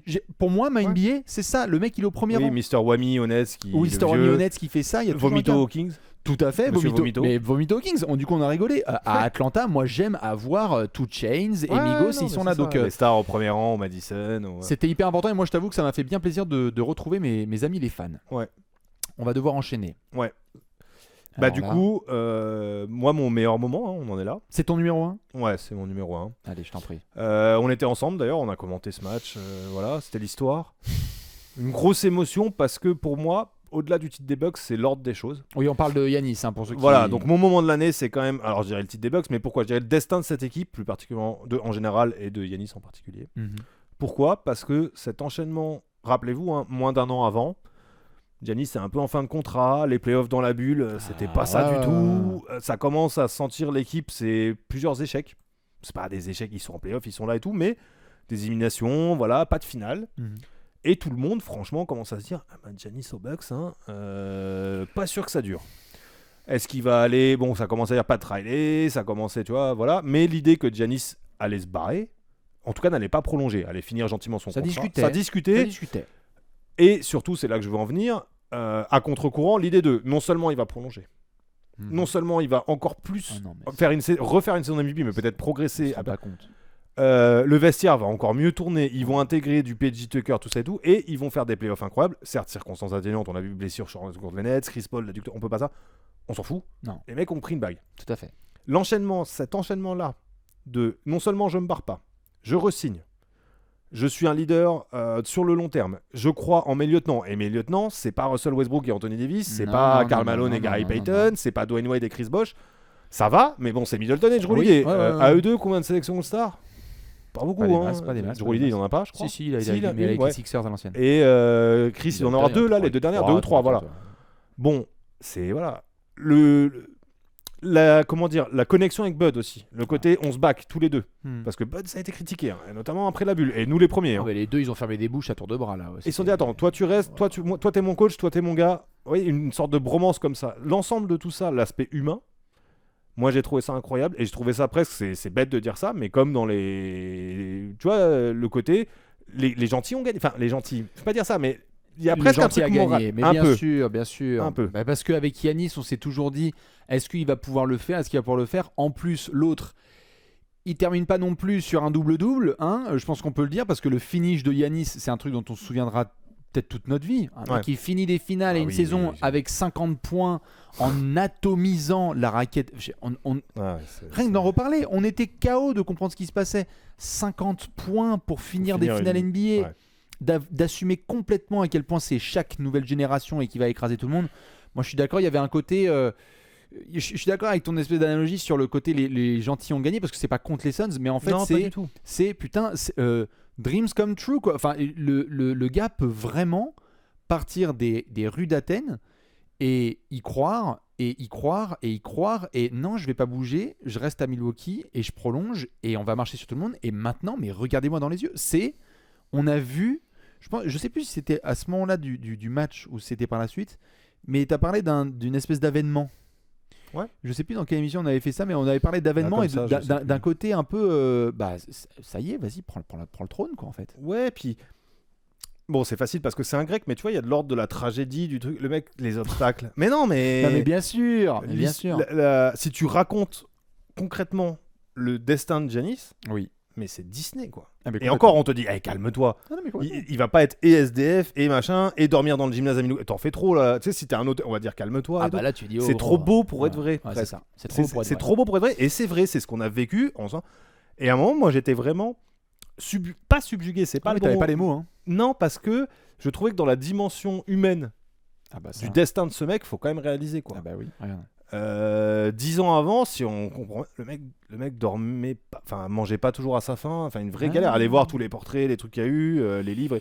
Giannis, c'est pas la vie la plus rose, c'était vraiment pas gagné sa personnalité. Faut savoir que la première année, ses parents ont tellement des galères administratives qu'ils peuvent pas venir aux États-Unis. À la fin de sa première saison, Giannis n'a pas vu ses parents, enfin il a pas pu les faire venir aux États-Unis, ils ont des problèmes de papier. Il est vraiment à deux doigts de dire c'est trop pour moi, je retourne une année en Europe régler les problèmes administratifs avant peut-être. Enfin, c'était vraiment compliqué à ce moment-là, à la fin de son année rookie. Par la suite, il va perdre son père. Ouais, voilà, son père décède, je crois, 2 ans après. Il a vraiment Et puis, alors, les Bucks, il y a quand même des trucs qui foirent. Hein. Le Greg Monroe, là, on oublie, mais foire totale. Oui, bon, bah, ça, non, mais au niveau du recrutement, c'était pas une équipe, c'était pas gagné. Quoi. Jabari Parker, on s'en souvient encore. Quand il transfère Malcolm Brogdon pour Bledsoe, tu te dis c'est mieux, mais bon, ça reste que Bledsoe. Enfin, c'était pas gagné que cette équipe. Et puis Kawhi leur roule dessus en 2019. Voilà, deviennent championnes. Au-delà de. Et c'est lui, point barre. C'est lui qui les rend champions. Il y a aucun autre. C'est lui. C'est son héroïsme. Moi, je trouve que le mot est parfois. Mais là. Ça fait héros grec. Voilà. C'est clair. Giannis a vraiment fait un truc. On a vécu le run de Kawhi, on a vécu le titre des Lakers, on a vécu beaucoup de titres ces dernières saisons. Cette image-là de Giannis Prime, le trophée en main, il y a. Moi j'en perds les mots parce qu'il y a vraiment un côté, comme tu le dis, l'histoire est trop belle pour être vraie en fait. Ouais, bah je vois dans le chat, c'est intéressant. Quelqu'un qui dit je suis fan des Suns, je peux pas en vouloir entre guillemets. T'assistes, c'est comme. Un peu le titre de Nowitzki, moi je trouve. Même si c'est moins sur la durée et tout, c'est encore plus condensé, Giannis, mais l'histoire est dingue. Et je voyais aussi, on avait oublié de préciser, pour ça un petit truc, il est blessé en plus. On oublie, mais oui. Bon, alors après, la science, machin, bon, mais il est blessé. Mais quand même. Et à un moment, on se dit, bon, il va pas pouvoir aller jusqu'au bout. Il était même chelou sur le début de la finale. Bah ouais. Puis on savait pas s'il allait jouer autant de temps de jeu. Ouais. Donc moi, non, mon moment de l'année, c'est ça, mais c'est... c'est ton moment numéro 1. Ah bah c'est le destin de Giannis Antetokounmpo et l'avènement, comme tu l'as dit. Je suis bien d'accord. La consécration du mythe grec. Du Greek mythe. Le mythe grec. Le Greek mythe. Le Greek mythe. On peut l'appeler comme ça maintenant. On a fait Chris Paul, le retour de Chris Paul, mettez du respect sur son nom. On a fait Monsieur Kevin Durant et sa pointure de chaussures. On a parlé évidemment aussi du retour du public. On a parlé aussi de Giannis. On a fait un petit peu des allers-retours à droite à gauche. Bon, il fallait que je finisse évidemment avec un petit moment personnel. Je sais que certains vont parler français. Attention, on parlera français peut-être juste après avec un moment fromage. Mais mon cher Simon, j'étais obligé quand même de finir avec une dédicace. Comment ne pas mettre cette image ? Regardez-moi cet homme. Regardez-moi. Non, je ne peux pas encore dire dehors. Je le dirai après. Regardez-moi cet homme. Regardez-moi cet homme, le maire de New York. Le maire qui arrive et le flotteur. Moi, c'est cette image. C'est cette image, ça, c'était extraordinaire. Parce que, pour ceux qui n'ont pas le contexte, évidemment, on parle j'ai pas envie de forcément parler des playoffs de Trae Young. C'est le Game 1 à New York. Parce que nous, quelques jours plus tard, on va se voir pour le Game 7 de Clippers-Mavs, si je dis pas de bêtises, sur un premier tour qui est assez sympa. Mais en fait, pour ceux qui le savent ou ne le savent peut-être pas, le Game 1 de Atlanta contre New York, c'est l'alignement des planètes pour moi, parce que c'est le jour de mon anniversaire, le 23 mai. On est, je crois, un dimanche, un truc comme ça. Et je suis en train de me faire caca dessus parce que Atlanta va démarrer sa série à New York et on annonce un bordel au Madison Square Garden. Bah oui, c'est le premier match de playoff des Knicks depuis 6 ou 7 ans. Depuis 6-7 ans. La Melo, Chandler. Bien sûr. Meilleur, et on est on est en pause de pandémie. Donc je veux dire, tout New York dit allez, tous au Madison Square Garden, on y va. Et il y a fuck Trae Young dans tous les sens. Je commente le truc, donc je suis avec Alex. Alex qui vient de se régaler parce qu'il vient d'avoir Suns Lakers. Il a mis la sauce à, il a mis la sauce à tous les copains. Bah oui, c'est le premier dimanche. Et je vois ce match. Week-end de playoff, Et en fait, quand tu as Trae Young, et vous le savez que je dirige le wagon Trae Young depuis quelques années maintenant, qui va dans cette salle, qui se fait cracher dessus. Enfin, je veux dire, on oublie le truc, il se fait cracher dessus. On en reparlait, la méchanceté du public, mais voilà ce que ça crée. Voilà ce que ça crée. Et le mec, il va et il arrive et il met un flotteur. Et moi, vous le savez, on s'appelle Trash Talk. Je veux dire, d'avoir un gars que tu kiffes de ton équipe le jour de ton anniversaire qui arrive et au Madison Square Garden qui fait c'est très très calme là maintenant, mais moi j'étais intenable. Je me suis tenu pendant le direct, mais j'étais intenable. Enfin, c'était non, mais je crois que je t'ai jamais vu autant jouasse après que dans les. Ah non. Que le triangle à New York. C'était pas possible. Et tout le running gag qu'il y a eu derrière, c'est pour ça que je vous mettais l'image, parce que l'autre il passe à la WWE au moment où on est au Madison Square Garden. Donc le mec il revient en disant ouh là là, il fait froid. Et ce flotteur est absolument dingue. Moi j'étais déjà dans le wagon et j'essayais de pousser au maximum sur Trae Young. Très très froid, hein, on fait attention en décembre. Je ne cesserai de l'affirmer. Je crois que c'est un moment qui n'a fait que confirmer que ça va être une légende de l'histoire de la NBA Trae Young, je pense. Et ce soir-là, j'ai eu la confirmation avec un élément des planètes, 23 mai, machin. Donc, j'étais obligé de parler de ce moment. Bah, non, j'ai rien à dire. C'est son premier match de playoff. Si t'as oublié de rajouter, c'est son premier match de playoff. Ça restera. C'est le premier match de playoff. Faut oublier, c'est son premier match de playoff. Ah bah ça. À New York, le gamin. Ouais. Je sais pas si. Non, mais bien sûr, c'est marrant que tu mentionnes ça parce que je l'avais complètement oublié. De toute façon, il y a une telle accumulation de trucs. C'est une dinguerie. Et je me souviens avoir écrit dans la foulée un papier en disant pourquoi Trae Young est le vilain parfait de la NBA moderne. Et en fait, je me demande ce qui se serait passé si c'était, parce que c'est l'histoire de sa carrière aussi, si c'était Luka Doncic qui avait fait ça. C'est-à-dire si Luka va au Madison Square Garden, se fait cracher dessus, plante le flotteur de la gagne et dit taisez-vous les gars, mais ça aurait été un bordel. Et c'est pas pour les comparer, mais il y a franchement... Il y a un truc avec Trae Young, c'est qu'il est américain. Ah mais oui, et bien donc sûr. Pour les carrières à New York, je pense que t'as encore plus une rivalité. Je sais pas. Après que Doncic, ça aurait été une dinguerie aussi, parce que les Américains en plus se sont appropriés Luka facilement. Bien sûr.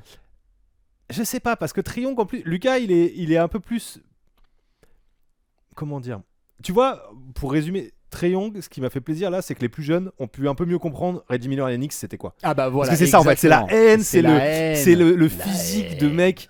C'est pas Reggie Miller, il ressemblait à Stromae, l'autre Trae Young, tu vois. Non mais il y a ce côté-là aussi, tu te fais marcher dessus alors que t'es le meilleur public, la meilleure salle, la mec du basket, et tu te fais marcher dessus par le mec qui a la dégaine la moins NBA des 10 joueurs sur le terrain. Bah ouais. Non mais il fait 1m80, 83, c'est un rachitique. Il a à la fois, tu sais, c'est comme les chauves qui se laissent pousser des cheveux. Enfin, je comprends pas en fait. S'il a une tonsure, des cheveux trop fins ou je sais pas. Capillairement, il est trop fin. Voilà. Et je pense que ça joue énormément. Alors, je te dis pas que Doncic fait 2m10, mais tu vois le côté, comment dire, pas misfit, mais un peu. Trae Young, c'est quand même un physique un peu. C'est pas un physique d'athlète. Oui, et alors, puis en Doncic, plus... bon, mais il est plus carré. Bien sûr. C'est une légende du jeu avec le Real, le machin. Puis il a un cheveu sur la langue, il est pas très non plus. Oui, alors il y a ça aussi. Ouais, voilà, moi je trouve. Tu vois, Reggie Miller, c'était quand même aussi un peu un mec. Les oreilles décollées. Ouais, c'est pas l'égérie Calvin Klein. Hein. Non, c'est sûr. Il y en a qui mettent arrêter de tailler les gens d'1m80. Merci les mecs. Non, bien sûr, c'est pas ça du tout. Mais je trouve que ça compte. Mais bien sûr. Doncic fait quand même. Il fait quoi, Doncic 95 Oh ouais, 95. Non, 2 mètres. 03. Vous voyez ce que je trouve que ça joue. Premier match de playoff, le mec c'est un gamin, il est frêle, et tu le pousses. Vas-y, physiquement, Bastien il le poste quoi. Ah bah complètement. Alors là, je suis même plus épais à limite. Mais je trouve que ça joue moi. Complètement. Et d'avoir vu par la suite que t'as beau passer les mois et les semaines, la NBA lorsqu'elle fait une pub NBA 75 où elles essayent de mixer les choses. Ils mettent déjà la tête de Trae Young sur Reggie Miller. Et lorsque les fans du MSG disent Bing Bong et ça sort, genre le premier match des Knicks où ils sortent là, Bing Bong, double fucking overtime et tout, KD du Don't you wait, coming to the Knicks. La fin de la vidéo, c'est fuck Trae Young. Le mec n'est même pas concerné par le truc. Mais il y a des gens qui gueulent fuck Trae Young. Comme ils auraient dit fuck Reggie en 95. Exactement. Et le 25 décembre, la NBA dit les gars, on ne peut rien faire. Une affiche must-see TV, c'est Trae Young à New York. Je suis trop content d'avoir vécu ça. Moi, j'aimerais une chose qui se retrouve en playoff cette année.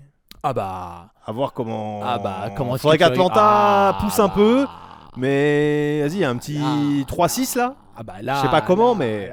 Ou même deuxième tour, on s'en fout, il y a une surprise. Mais t'as envie que ça dure, parce que ça, t'as envie. Comme le Knicks Pacers, qui l'inscrit aussi, c'est la répétition dans la durée. Complètement. Parce que les Knicks Pacers, ils se jouent genre 4 fois en 5 ans, enfin je sais plus, mais c'est du délire. Moi, j'ai envie de ça. On est bien d'accord.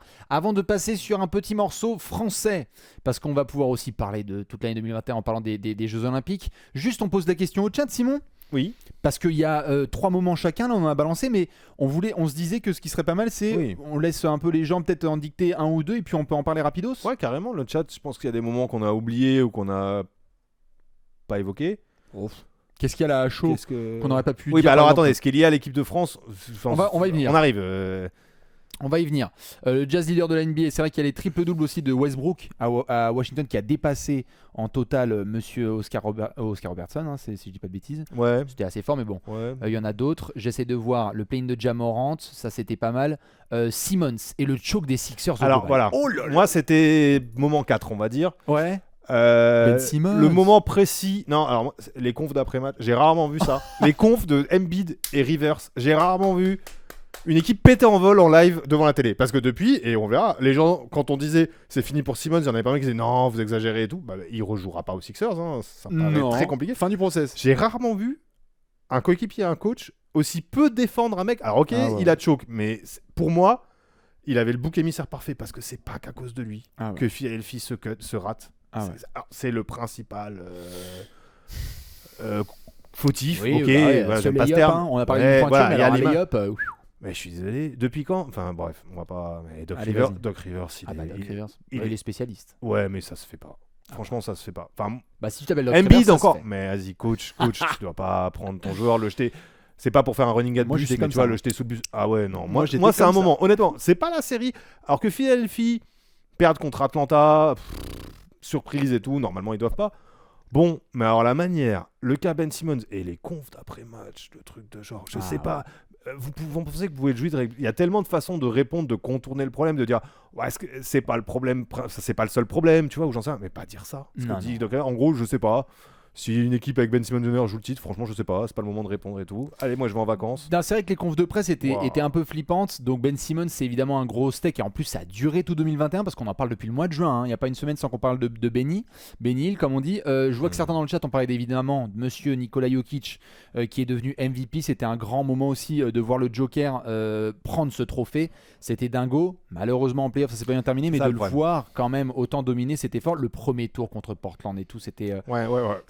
C'était quand même pas mal. Il y a eu des suggestions. Je vois aussi que certains ont dit quand même la blessure de Kawhi lorsqu'on a vu quand même les Clippers. Les playoffs des Clippers, c'est un vrai souvenir de 2021. Parce qu'on les avait bien taillés sur la bulle quand même. Mention à Paul George. Mention à Terrence Mann et Paul George. Et Tyrone Lue et tout. Et il y avait une vraie solidarité. Moi, j'ai vraiment bien aimé les Clippers. Avoir joué. Enfin, t'as un côté vrai groupe. Ouais. Qu'est-ce qu'il y a d'autre? Moi, il y avait un autre truc, mais c'est redondant. En moment un peu badant, parce qu'à un moment, on s'était demandé aussi, on va être transparent, si on édite les moments. Je dis non, finalement, c'est pas vrai. Mais si on prend, vous savez, le fameux un moment horrible, un moment fun, un moment bizarre, ou je sais pas quoi. Moi, je trouve que ce qui est devenu Kyrie, le personnage que la NBA, la narration a réussi on oublie le joueur, on oublie le talent et tout, et c'est vraiment devenu là coup sur coup. Il a réussi à se fâcher avec des fanbases hyper influentes. Donc en gros, les fans de LeBron le détestent, les fans de Celtics le détestent. Heureusement qu'il a pas signé au Knicks pour dire que je joue pas avec le vaccin, parce que là il serait. C'est une tristesse. Et du coup, même moi qui étais le premier à défendre, à dire bon, ça rend triste là parce qu'il met des trucs cryptiques sur Insta, il troll. Bon là apparemment l'espoir c'est qu'il y aura un vaccin vegan, donc à base de plantes, parce qu'il est complètement vegan et c'est hyper important pour lui. Il a dit qu'il s'est jamais senti bien sauté. Est-ce que c'est vrai? Est-ce que c'est un moyen encore de repousser le truc? Moi j'avoue que la perte comme ça, j'ai l'impression qu'il se perd, Kyrie. J'ai l'impression qu'il s'isole. Même Durant qui apparemment est son body doit quand même se dire me dire attends, j'ai signé là pour gagner le titre, toi tu me fais ça là pour un vaccin. C'est compliqué. Non, je suis d'accord. Donc ce que devient la perte, on est en train de perdre Kyrie Irving cette année. Je trouve que vraiment. Je suis d'accord. Non, c'est clair que l'affaire Kyrie fait vraiment mal et qu'on espère le retrouver sur le terrain peut-être en 2022. Je vois que certains parlent évidemment de Colin Sexton face aux Nets. Ça, c'est vrai que c'était un grand moment aussi de 2021. On avait fait un apéro derrière où on espérait que les Nets fassent les Cavs fassent des dingueries. Dans tous les cas, je vois un petit peu ce que ça dit sur le chat. Les 47 points de Morant face au Jazz, ça c'est vrai. Moi je précise, oui, vaccin vegan, dit comme ça, c'est bien. C'est un vaccin qui sera à base de plantes uniquement et donc qui correspondrait au régime vegan. C'est pas une blague, je crois que c'est au Canada. Oui, tout à fait. Ils seraient en train de valider un vaccin à base de plantes. Bien sûr. Kevin Porter Jr. qui a mis 50 points face aux Bucks. C'est vrai qu'il y a eu quelques beaux souvenirs. Dans tous les cas, avant de basculer en mode cocorico, je vous rappelle juste les moments qui ont été discutés avec Simon. On a eu donc le retour de monsieur Chris Paul sur le devant de la scène avec ses belles photos et les Suns en finale NBA. On a parlé de cette fameuse pointure de chaussures de KD. Bordel de merde, s'il était un petit peu plus petit au niveau des petons. On a enchaîné avec Steph, le comeback, bien évidemment l'année, qu'elle soit sur la saison précédente ou celle-ci. Et après évidemment on a parlé du retour des fans, ça fait bien plaisir. Elles sont belles ces photos, ça fait une belle rétrospective. Giannis sur le toit du monde, les Bucks qui sont champions et Ice Trae, The Gang, qui va au Madison Square Garden et qui fait des dingueries totales. Voilà pour cette petite rétrospective. Et justement, qui dit année 2021 dit fromage et dit... Bah la France, les Français. Eh oui. On s'est dit, alors on a vu la réflexion et on s'est dit, mais c'est une super idée. On l'a pas eu, mais le fromage, effectivement, dans un bon plat et tout, dans un bon dîner qui se respecte, il peut y avoir du fromage, Bien surtout sûr. dans notre contrée. Donc qui dit fromage dit la section où on va parler des Français. On va en général l'adapter du coup un peu à l'addition. Regarde comment ils sont beaux là. Et là, cette fois-ci, on s'est dit, bah rétrospective, on enchaîne. Derrière, on parle un peu de l'année des Français. Bien sûr. Écoute, quel est le moment qui t'a le plus marqué Bah, cette année là sur les Français, le basket je te le mets ici. Ouais. Voilà, hein, c'est facile, hein, je crois, cette année.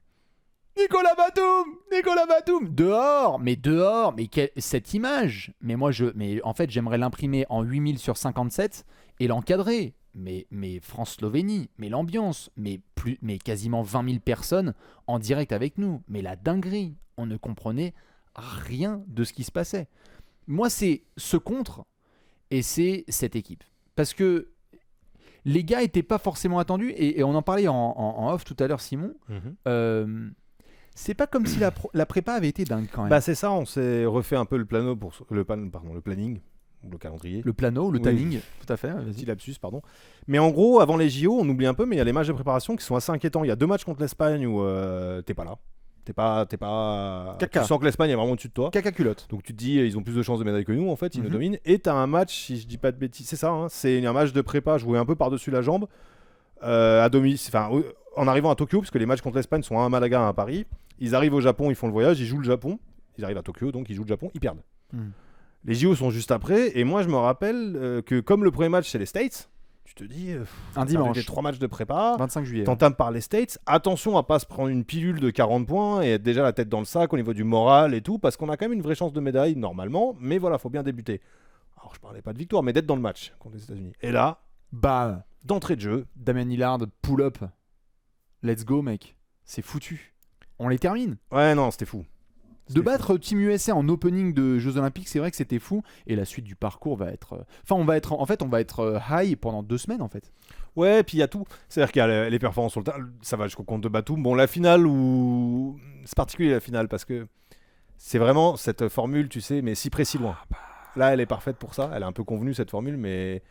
T'es pas loin au score, mais tu sens que t'es loin parce que quand ils veulent et qu'ils appuient, puis toi t'as pas Kevin Durant. Ah bah voilà. Hein, ça peut se résumer quasiment à ça, la finale. Bien sûr.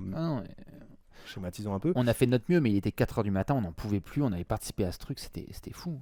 Mais il y a tout ce qui est autour, pour moi. Il y a Vavan qui parle d'équitation, qui troll. L'équitation de Vavan. Bah oui, bien évidemment. Parce que moi je me rappelle, j'étais le premier et je me suis fait tailler à dire mais je comprends, il y avait une chance de médaille. Alors, je sais pas trop comment ça se passe, mais du coup France 2 tu te fais clasher sur Twitter et tout. Bon, je m'exprime mal aussi, mais en disant moi déjà je suis pas très JO, je suis pas très sport français et tout. Mais alors si en plus on m'enlève du basket pour mettre l'étiquette, ça me va pas. Mais c'est moi. Mais je m'exprime.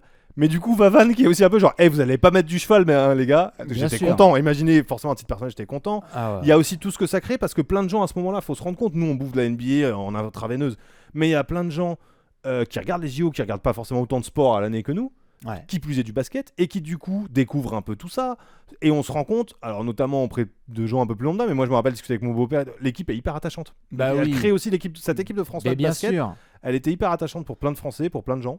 Bah oui, parce que en plus on savait pas ce que ça allait donner un peu l'après Parker, on se demandait mais attends c'est quoi, quelles sont les chances, et puis quand on voit la prépa on se dit merde c'est pas possible, ça devient tellement un rêve que je crois certains s'en souviennent, on en avait parlé je crois avec Alex, vraiment en toute honnêteté, avant que ces Olympiades aient lieu, on discutait avec Alex, avec Léonce, avec les gars de l'équipe, et on se demandait quand est-ce qu'on pouvait prendre ne serait-ce qu'une semaine de vacances. Et on était, je me souviens, je crois que j'en ai parlé, et on était persuadé qu'on allait pouvoir prendre des billets le week-end de la finale, parce que bon, ouais. Moi je disais à ma nana, enfin en l'occurrence mon ex, bah ouais non mais tranquille, normalement le 7 août, allez il y aura peut-être une médaille de bronze. Montre-moi le tableau, on croise quand l'Espagne ou les States, ok vas-y on prend les billets le lendemain. C'est bon, tu vois voilà, donc je me disais genre ok bon c'est vrai qu'il y avait ça. C'est pas très grave, mais là en l'occurrence, tu vois le parcours, et plus les jours avançaient, plus on s'envoyait de MP avec Alex, on était là genre mec, regarde les options de ton train parce que là je crois que c'est la merde. On va devoir changer de billet. Les mecs vont aller jusqu'au bout. Ah, c'était ouf. C'était complètement dingue. Ah non, franchement, ce souvenir est complètement dingue. Et autant moi j'étais avec Alex pour commenter ce dingue contre de Nico Batum, hein, beaucoup d'entre vous s'en souviennent, autant je t'ai jamais trop posé la question. Simon, toi t'étais où et vous étiez où les gens qui ont vécu ce compte? Toi t'étais où? Le compte de Nico Batum. Je réfléchis. Tu t'en souviens? Non, pas directement, mais je pense que il est à quelle heure le match? C'est à 14h un jeudi. Parce que je sais que les matchs de basket au JO, ça aussi entre des matchs qu'on a vus certains au bureau, donc que tu connais à Sopress, certains qui aiment le basket, et d'autres évidemment chez moi. Ouais. J'ai l'impression que je suis là, je suis en config seul tout chez moi avec vous en commentaire en fond. Ouais. Je pense, mais j'ai un vague doute parce qu'il y en a que j'ai vu au bureau. Non, celui-là, je suis chez moi, je pense. Mais je suis tout seul. C'est l'après-midi. Hein. C'était dingue. Ah oui, c'est à 14h. En plein après-midi, celui-là. 14h, ça. Il y en a qui étaient au taf. Mais non, désolé de te décevoir parce qu'effectivement, il y a des moments où tu te rappelles toujours où t'étais. Et là, je suis pas sûr à ça. Mais je t'ai dit, non, mais parce que moi, je suis moins, je sais pas pourquoi, question d'éducation. Je suis pas le meilleur client des trucs Jeux Olympiques, tout ça et tout. Mais comme en foot, je préfère le foot de club. C'est bizarre, hein, tu vois. Et je suis moins dans les délires Coupe du Monde et tout. Voilà, c'est comme ça. Non, je comprends. Il faut tout pour faire un mauvais monde. Hein, mais ça joue aussi parce que du coup, ça m'a la finale, je me rappelle très bien. Oui. Je l'ai vu avec ma femme et on était posés. Après, on s'est parlé. Bon, voilà. J'ai un doute sur le compte de Batum. Je pense que je suis chez WAM au calme et je vois bien la télé en fond, le portable avec vous qui commentez. Voilà. Dans tous les cas, je vois qu'il y en a plein hein, sur le chat qui disent il y en a qui étaient dans le train, il y en a qui étaient chez le kiné, le cul à l'air, dans un Starbucks, au bar de mon pote, à zapper avec le volley et le hand, télétravail. Il y en a qui étaient devant le live de Trash Talk évidemment. C'est vrai que c'était fou, j'étais en train de bosser en pôle de rééducation, on avait les JO en fond. Je vois ce qu'il y a en train de manger au restaurant avec ma copine et sa pote. J'étais sur le parking du Carrefour en attendant mes amis, j'ai hurlé canoë au pont du Gard. Bon bah là allez-y, là il va y avoir du troll à l'équitation.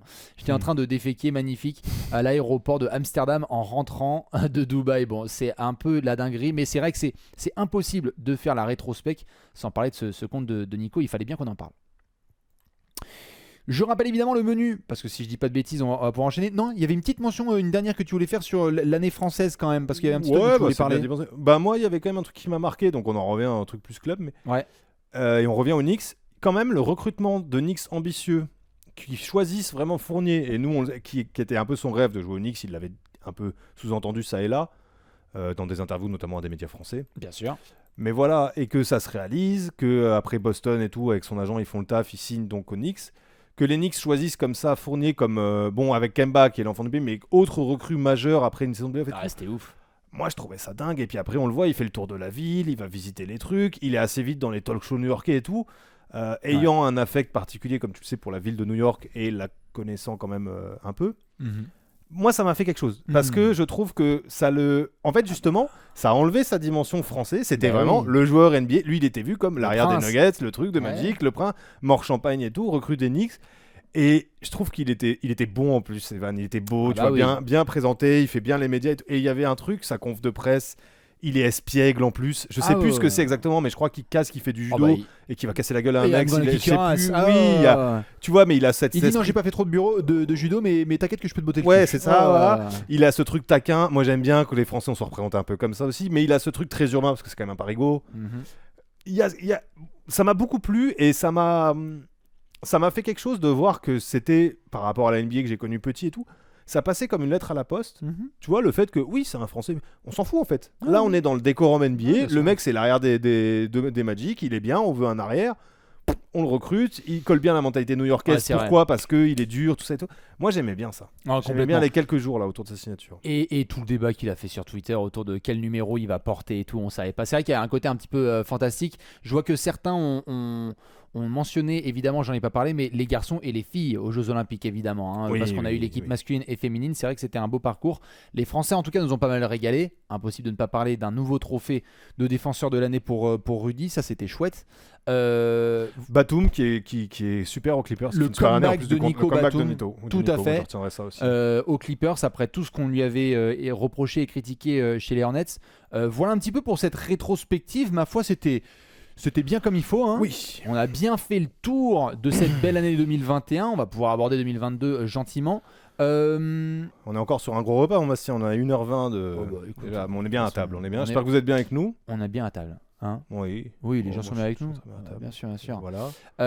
On va pouvoir parler dessert. Allez, voilà, petite sucrerie. Petite sucrerie. Je sais pas quel type de dessert ce serait là qu'on va présenter aux gens. Tu dirais quoi? C'est quoi ça, C'est un Paris-Brest? Non, est-ce que c'est pas les gâteaux de mariage avec les trucs un peu montés mais qui sont un peu casse-gueule? Comment ça s'appelle? Les pièces montées. C'est une pièce montée qu'on vous propose, c'est exactement ça. On va parler pièces montées. On va parler pièces montées, magnifique. Vous le savez, truc un peu dans les desserts, vous le savez, Simon il nous prépare à chaque fois des petites dingueries et donc on va pouvoir discuter ensemble de ce dessert spécial, les shows NBA à la mi-temps. Vous êtes nombreux et nombreuses à regarder la NBA à chaque fois avec nous en direct, la night, c'est un petit peu les réflexes qu'on a et mine de rien à la mi-temps il se passe toujours des trucs. Ouais, il y a une tradition, bon on parle de show américaine, pourquoi? Parce que Pom Pom Girl, parce que mascotte, parce que musique sur le parquet, tout ça et tout, mais surtout les animations.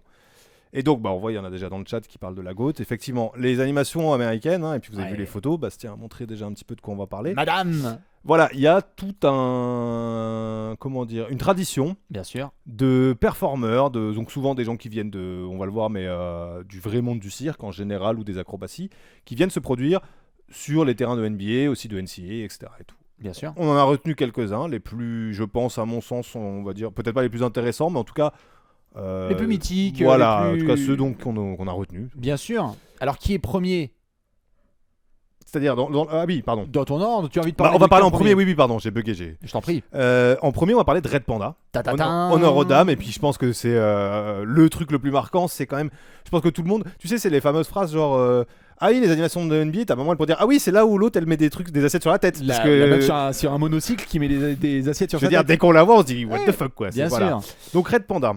Et Red Panda, il faut savoir qu'elle est là depuis 93 sur les parquets NBA. Raconte-nous un petit peu, Red Panda. Non, mais déjà, elle est là depuis 93. C'est quand même dingue. Hein. Donc pour ceux qui ont des notions d'arithmétique, elle se dit, mais attendez, quel âge elle a? C'est facile, là, elle a 51 ans. Elle a 51 piges. Et elle fait la zouave à jongler sur des monocycles et se foutre des assiettes sur la tête pour notre plaisir de fan à 4 du mat sur le League Pass. Enfin, ceux qui ont le décalage horaire, les Européens. La passion. 51 ans. Je sais pas où on sera nous à 51 ans, mais je pense pas que je serai à la mi-temps de stade en train de me foutre des assiettes sur la tête. Est-ce que Alex challenge Alex qui a 50 piges nous met des assiettes sur la tête sur un monocycle? Let's go. Voilà. Donc en gros, elle en fait, faut savoir que elle a fait ça toujours en fait. Elle est d'une famille comme d'autres, on va voir, mais qu'on pourrait appeler d'acrobates. Son père en fait faisait des acrobaties diverses et tout. Sa mère aussi faisait beaucoup de choses aériennes, dont du jonglage aérien. D'accord. D'où le goût de la verticalité de sa fille. Mm-hmm. Mais il faut savoir, c'est pas si drôle qu'elle était tellement dans une famille et tout, et puis l'environnement chinois, qu'elle a vraiment dû s'entraîner dès petite. Donc c'est-à-dire que de ses 7 ans, on a commencé à vraiment prendre ça au sérieux. Et à ses 12 ans, j'ai lu, alors j'espère que ça est vrai, mes sources, voilà. C'est des portraits différents dans la presse américaine, mais qu'elle était vraiment considérée comme 7 heures comme une vraie athlète à 12 ans, avec 7 heures d'entraînement quotidien pour arriver à ce niveau de maîtrise. Donc nous, on regarde ça la nuit en se marrant. Faut imaginer quand même le taf et la vie, c'est un peu du moine Shaolin quoi quand même. 7 heures à jongler, s'entraîner, s'enfiler, tout ça et tout. 12 ans et tout, pendant que nous, on est sur Switch. Donc New de son prénom. Et qui a 51 ans maintenant. Donc Red Panda, c'était la première personne que je voulais évoquer. Ah bah oui. Et puis oui, parce que Bastien, toi tu m'as dit tout de suite, Red Panda, c'est le nom qui vient. C'est un nom qui est mythique. Tu vois, je parlais de fans tout à l'heure et de l'expérience qu'on a NBA. Et moi, je peux pas dissocier la NBA de ce qu'on vit avec les fans, et notamment pendant les temps morts et à la mi-temps. Et pour moi, si tu veux, Red Panda, c'est genre si un joueur prend sa retraite, je peux être triste. Le jour où Red Panda va annoncer sa retraite, tu vois ou pas? Je vois, ouais. Il y a un truc qui va se passer où je vais me dire genre, il y a une partie de moi et de ce que j'ai vécu parce qu'en fait, il y a des gens avec qui on se retrouve à 3h du matin et je te jure, on ne décroche pas du truc. Cette musique est insupportable. Ouais. La musique est insupportable, mais elle est tellement devenue insupportable qu'elle est devenue incroyable et légendaire. Vous pouvez aller la checker évidemment sur YouTube, Red Panda NBA, vous tapez. Et du coup, avant c'était fun et maintenant elle est devenue tellement respectée que quand elle va dans des stades, du coup les gens en fait ils vont plus aller pisser, aller chercher un hot dog à la mi-temps. Ils restent pour voir en fait un truc qui est devenu une partie de l'histoire de la NBA. Si tu fais un grand poster, un cartoon de l'histoire de la NBA et que tu mets un petit peu des caricatures avec des grosses têtes tu vois, sur les petits corps, il y aura peut-être une mascotte, un arbitre, un truc. Oui, tu mets par exemple le gorilla de Phoenix ou Benny the Bull, quoi, t'en mets un Hugo et Red Panda. Et tu mets Red Panda, tu mets un monocycle avec des assiettes et tu dis c'est ça aussi la NBA. Et donc pour moi c'est la GOAT des animations de NBA parce qu'elle est devenue trop mythique. Alors d'ailleurs, en parlant de mythes, on va parler uniquement des animations personnifiables, c'est-à-dire les courses de bébés. J'ai pas été voir quel bébé a fait quoi, et voilà, ou les mascottes qui se tirent la bourre à vélo, parce que moi j'adore et tout. Mais voilà, oui, il y a ça aussi des fois. Bien sûr, voilà, il y a mais ça. ça, voilà, je précise Bien sûr. maintenant, j'ai pas pris en compte, j'ai pris vraiment comme Red Panda de quoi faire un peu des petits portraits pendant cette Tout à séquence. fait. Avant de te laisser Ouais. la parole sur le deuxième, juste, je te pose une question, je la pose aux gens. Bien sûr. Red Panda, Hall of Fame ou pas Hall of Fame? First Ballot ou pas? Ah oui. Oui. Pour moi, Red Panda, elle rentre en Hall of Fame. Franchement, Elle y va. ce serait un peu classe parce Ce que ça serait montrait. extraordinaire. Je sais pas. En fait, la vraie question, je crois, il y a pas une mascotte Hall of Fame. Je dis une énorme connerie. Ils ont pas intronisé. Mais un Hall titre of Fame, honorifique. il y a mais- peut-être eu une mascotte, mais pour moi, Red Panda, elle y va mais tous les jours. First Ballot avec tous les gars. Genre pour moi, la cuvée où il va y avoir... Non mais tu vois, la cuvée où il va y avoir des Ouais, non. légendes. Non, mais ouais, NBA de Red Panda. malade. Ah moi je mets Red Panda direct. Tu mets genre Wade. Ouais, dans. Là, Wade, Bosch, Red Panda. Moi je vais être là genre let's go, allez-y. Mais cette cuvée est extraordinaire. Ah ouais, non, je la mettrais vraiment direct. Mais bon, c'était juste mon avis. Non, sur non, Red Panda. tu m'as surpris parce qu'en fait, tu sais que c'est pas si bête et que la NBA, en plus ce qu'elle représente, Mais oui. l'animation, le côté ouvert sur le sens du sacrifice, mais au nom du fun, c'est très américain.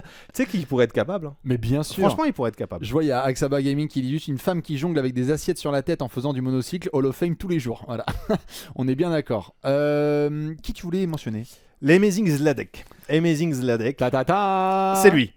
Donc de son vrai nom, Gary Borstelman. Mhm. Alors, on va aller assez vite, ça. Mais lui, en gros, champion de gymnastique de l'État de New York quand il est jeune. J'adore comment tu fais les CV de ces personnes. Vas-y. Ouais, champion de l'État de New York de gymnastique, ça commence comme ça. Il bosse dans un cirque.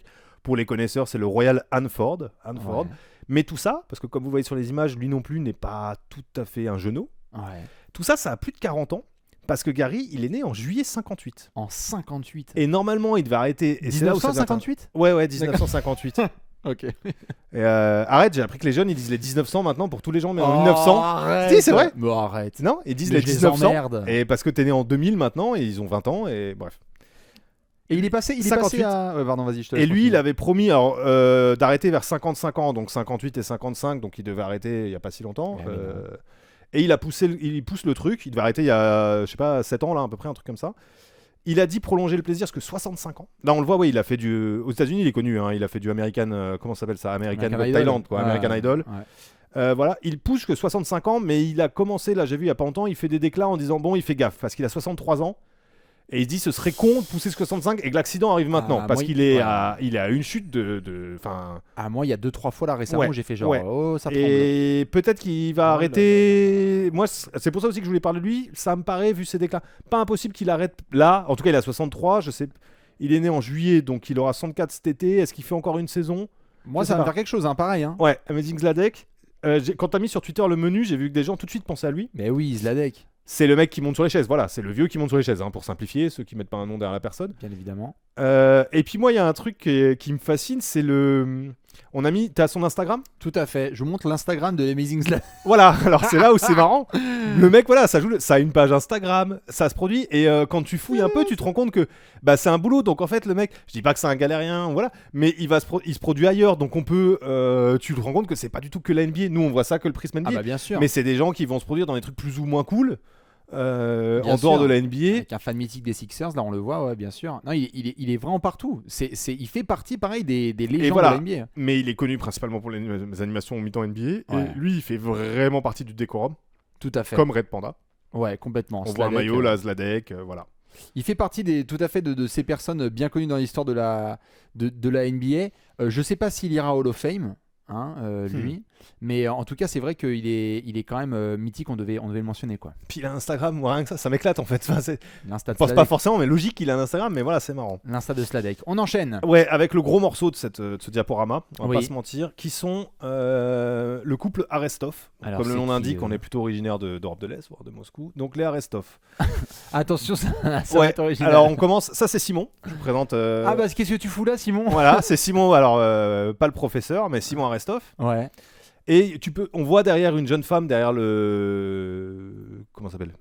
Ça s'appelle en anglais, on appelle ça un rollabola, D'accord. mais je sais pas, l'espèce de truc où il se tient en équilibre. Ouais. On voit derrière un peu, j'espère que vous le voyez, des cheveux blonds, etc. Tout à fait. Ça, Qui est cette personne? cette personne, c'est Lyric, sa femme, de son D'accord. vrai nom, Valenda. Ok.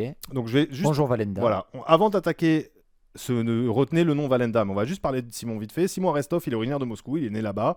Arestov, c'est un nom lié au cirque. Lui, il a fait du rollabola. Donc le rollabola, c'est vraiment ce tube sur lequel on met une planche et on tient en équilibre. Ouais. T'as une photo, je crois, où on voit rollabola. J'ai un doute. C'était celle-là. Ouais, on le voit bien. Je vais peut-être essayer de voir si c'est celle-là. Ou voilà, ça. Alors, c'est ça. Regardez, bougez pas. Hop là. Voilà. Regardez comment c'est beau. Ça, c'est le rollabola. oui. Et donc, lui, il fait ça, etc. Et il est allé aux États-Unis. Voilà. Ce qui nous intéresse plus précisément et ce qui va être un gros morceau, je vérifie juste que. Oui, c'est bien ça. C'est bien Lyric Valenda, son épouse. Elle, en fait, elle est américaine, mais elle est descendante d'un Allemand. C'est la 7e génération d'une famille qui s'appelle les Valenda. Très bien. Et là, c'est parti. Je vais vous montrer une personne qui s'appelle Karl Valenda. Alors, tu me montres, c'est qui? Ouais, alors non, tu sais, c'est le... T'as un petit dossier Karl Valenda dans le dossier. Ah d'accord, je vais aller checker. Si Pour ça, je te laisse raconter évidemment les stories. Alors, Karl Valenda, donc, qui est né en Allemagne en 1900. Alors oui, on a aussi, il y a un Insta, ça tu peux le montrer. Je vais montrer l'Insta pendant ce temps-là. Ouais. On a l'Insta du couple Rollabola Halftime, qui se produisent un peu partout et tout. Donc on retient Simon Arestov et sa femme. Et sa femme, en fait, son nom de naissance, c'est Valenda. Elle est la descendante de Karl Valenda. Alors, je reprends le fil. Karl Valenda, il est né en Allemagne en 1905. Une famille qui commençait à faire du cirque, etc. Et Karl, lui, il est un peu considéré comme un prodige. Dès 6 ans, il est avec la troupe, il est sur scène et tout. Et c'est une dinguerie, apparemment, des petits. Ouais. Il a le démon, on va dire, des acrobaties et ce côté un peu dans la voltige. Particulièrement attiré par la voltige. Et lui, c'est un aventurier. Ça sent l'histoire dingue. En 1922, avec son frère Hermann et une demoiselle qui s'appelle Hélène Chris, qui deviendra plus tard la femme de Karl, ils partent en Europe, donc autour de l'Allemagne et tout, et ils commencent à se produire, ils gagnent de l'argent, etc., jusqu'à aller à Cuba. D'accord. Où là, une représentation à Cuba, il y a un mec qui s'appelle John Ringling et qui tient Ringling, pardon, je sais pas comment on prononce, Ringling, qui tient un cirque américain et qui est très puissant. Il les voit, il l'hallucine. Il se dit, je veux ce show pour moi au Madison Square Garden. Là, on s'approche tout doucement de l'NBA. Il les fait se produire. Donc à l'époque, c'est quand même une dinguerie. Les mecs viennent d'Allemagne, 1922. Enfin, tu vois les conditions de voyage. Non, mais il faut quand même se remettre dans le contexte de voyager. C'est des pionniers, les types, c'est des dingues. Donc ils sont quand même à Cuba. Ce mec les ramène au Madison. La légende dit que dans le trajet, ils perdent le filet de sûreté. Donc ce qu'ils font, c'est quand même, c'est de la voltige aérienne. C'est des, comment dire, des acrobaties où tu t'envoies en l'air. Tu t'envoies en l'air, tu te rattrapes, etc. Il faut un filet en dessous parce que sinon, tu te lâches les mains. Ils disent que le filet aurait été... Alors, c'est un peu la légende qui dit ça. Est-ce que c'est eux qui ont fait croire ça pour pas qu'il y ait de filet? En tout cas, ils se produisent sans filet. Et le public, évidemment, est subjugué par la performance et le côté trompe la mort, parce qu'il n'y a pas de filet. Et c'est une ovation incroyable. Il y a vraiment, j'ai vu des journaux et tout, c'est une dinguerie. Il y a vraiment la naissance d'un phénomène au Madison Square Garden. Donc là, on est vraiment sur un phénomène. Donc le public surkiffe parce que c'est hyper dangereux, etc. Et d'ailleurs, c'est là où ils ont quand même de la chance. En 44, et où la tragédie va commencer quand même tout doucement à s'approcher. Ça sent la story. Là. Alors, je vous le fais. En 44, ils continuent à se produire là principalement aux États-Unis. Ils sont dans un cirque dans le Connecticut. Un énorme incendie se déclenche. 168 personnes perdent la vie. Donc une grande partie du public, mais aucun membre de la famille qui s'était produit à ce moment-là, qui a réussi à se sauver de l'incendie. Et il faut comprendre que c'est toute une troupe, c'est-à-dire que quand ils se produisent, c'est un exemple, c'est neveux, nièces, cousins de Karl et tout, c'est toute la smala, tu vois, quasiment tout le monde, plus les conjoints, donc t'as des gendres, etc. Karl, lui, comme il y a une côté famille d'acrobates, il a une idée, et c'est là où j'aimerais bien qu'on ait les... Ah malheureusement là j'ai pas l'image, mais vas-y, raconte quand même. Bah en fait, il crée ce que vous connaissez peut-être en l'air, c'est pyramides humaines. Ah oui, d'accord. Ok, je vais essayer de te trouver ça, bouge pas. Ouais. Vas-y. Donc en gros, faut imaginer la pyramide de Mian à 7, mais en l'air, à des mètres de hauteur, et où en fait c'est sur des câbles. Ok. Donc Bastien va vous trouver une image. Je vais trouver l'image que tu m'as foutue dans le dossier très certainement. Ok, je vais te mettre ça, vas-y. Il commence à mettre ça au point, Karl, avec des membres de sa famille, etc. Donc c'est la pyramide humaine à 7 personnes. C'est vraiment la création de Karl Valenda. Non mais c'est une dinguerie. C'est celle-là. Hein. Ouais, et dedans, voilà, Karl Valenda au-dessus. Ah, t'as Karl Valenda qui est au-dessus, d'accord. Voilà. Alors voilà, on va le voir arriver. Alors donc, attends, bouge pas. C'est lui, Karl Valenda. Ça c'est Karl Valenda. Extraordinaire, vous allez voir cette tête. Voilà, ça c'est Karl Valenda. Salut Karl, enchanté. Et donc tu dois avoir des pyramides humaines. Bien sûr, bouge pas, je vais te mettre ça. Alors attends, là c'était lui sur un grand fil et de la pyramide. Là, bon, alors là par exemple, on peut mettre quand même les images pour que vous puissiez comprendre. Ça c'est ce qu'il commence à faire aussi, à être le point le plus haut possible en équilibre sur un câble. What et voilà, fuck. la pyramide, c'est pour ça que, pardon, je vous ai perdu un peu de temps, mais c'est pas une pyramide humaine comme nous on faisait à la gym. On est les uns sur les autres sur les tapis. Ouais, non, c'est un peu c'est en l'air à plusieurs dizaines de mètres de hauteur et voilà, ils se tiennent comme ça, c'est-à-dire que les 4 sont sur un fil, Ouais. ils tiennent eux-mêmes une planche sur laquelle tient quelqu'un en équilibre. Enfin, faut être fou. Et évidemment, le drame. Oh non. En... Moi, j'ai pas les mauvaises histoires. En 62, le 30 janvier, ils sont à Détroit. Donc ils se produisent pendant des années, hein, vous avez vu, ça fait une vingtaine d'années et tout. Et le premier de la pyramide, celui qui est en avant sur le câble, il hésite, il perd l'équilibre. Et là, en fait, il y en a 3 de la pyramide qui tombent au sol, donc de cette hauteur, dont Dieter, qui est le neveu de Karl, et son gendre Richard Fogman. Tu vas nous faire bader. Qu'est-ce qui s'est passé? 3 personnes perdent la vie quand même dans la famille. Oh non. Si, ouais. Donc le gendre, le neveu, de ce que j'ai trouvé. Karl lui-même est blessé au bassin assez gravement. Son fils adoptif, lui, est paralysé au niveau... Enfin, c'est pas vraiment de la paralysie, mais il est bloqué à la taille tout le temps, donc il peut plus du tout... Pour de l'animation, quoi. Ouais, pour ça. Et sa nièce, Jana, a réussi, parce qu'ils ont réussi à sortir un filet, mais malheureusement trop tard pour certains, mais quand même à déclencher le filet. Et elle a pu amortir sa chute dans le filet, mais sa tête a cogné quand même, donc elle est blessée à la tête. Putain. Oh l'horreur. Il faut savoir qu'en 63, il y a d'autres tragédies dans la famille. Ah non, mais attends, n'en rajoute pas. Il y en a d'autres des tragédies? Ouais, là c'est en 62. En 63, la belle-sœur Simon de va nous Karl, faire bader tout. elle perd aussi la vue, mais j'ai pas réussi à comprendre comment, il y a différentes infos. Et en 72, l'un de ses gendres touche un câble électrique en oubliant... Enfin, c'était mal isolé avec les suspensions, parce qu'il y a du métal dans la suspension, dans le câble. Du coup, il est conducteur et il perd la vie comme ça. Mais Karl, lui, il continue. Il continue malgré... Non, mais il continue. Non, parce que je vois la suite de la story. Nom de Dieu, sérieux, vas-y. Il continue et il refait la pyramide, il refait le coup en 63, ça Ok. se passe bien. Ouais. Il refait le coup en 77, il se dit c'est bon. Le karma et tout, c'est bon. Donc Ok. là, il passe le step au-dessus. Ouais. Il commence à devenir une énorme star et il a une idée, une sorte de promotion. Il va à Porto Rico et à Porto Rico, il y a un hôtel dont il y a 2 tours. Oh putain. Euh, Quoi, il va mettre un câble au milieu? il met un câble au milieu, Oh, il non. traverse. Et à croire qu'il voulait mourir sur scène, Putain. parce que le mec savait pas s'arrêter. Il perd l'équilibre. Et voilà. Il tombe de plus de 600 mètres de haut. Oh putain. Non, c'est pas sérieux. Si, c'est 100 pieds, mesure américaine. Donc un pied, c'est bien... Attends, je sais plus ce que j'ai vu. Non, c'était pas un Non, pied, 60 un mètres. quand mile. même. 60 mètres. je pense. Oui, pardon. Parce que 600 Oui, mètres. non, j'ai rajouté 60 mètres. 60 Mais du mètres coup, de haut. voilà, Oh il là tombe de là. 600 mètres, ouais. Putain. Eh, c'est violent, Oui, hein, quand pardon. même. Donc, comme quoi, s'il vous plaît, si vous voulez Voilà. vous lancer dans les animations NBA, faites des trucs un peu cool, genre des assiettes sur la tête, quoi. Faites pas des trucs en équilibre, c'est chaud. Et donc, Lyric, là, qu'on voit, c'est quand même une descendante c'est une descendante de Valenda.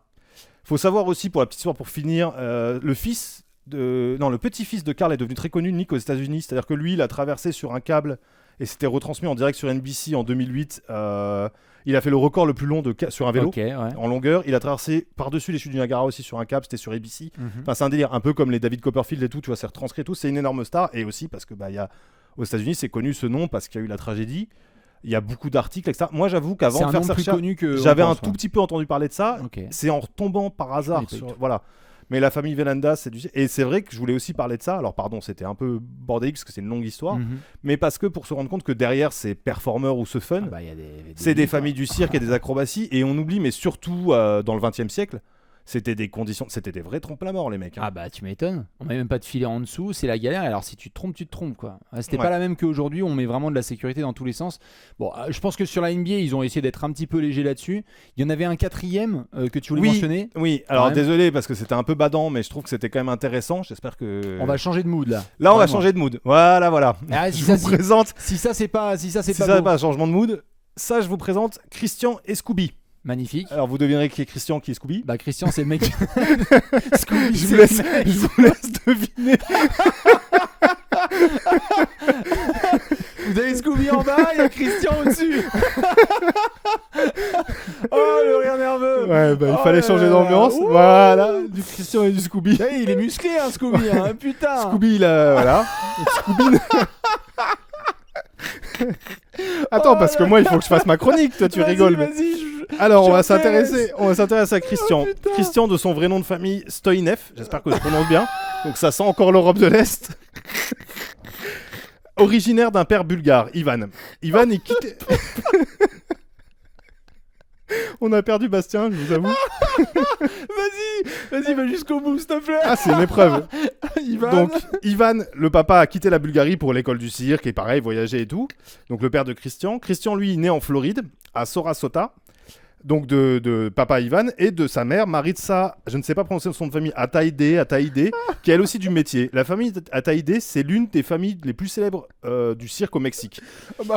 Allons-y. Oui, non, mais tout est vrai. Bien sûr. Enfin, tout en tout cas, j'espère, mais j'ai ressourcé plusieurs fois et croisé les infos, etc. Et donc, cette famille, au Mexique, possède le plus vieux et illustre cirque mexicain, le cirque Atayade Hermanos.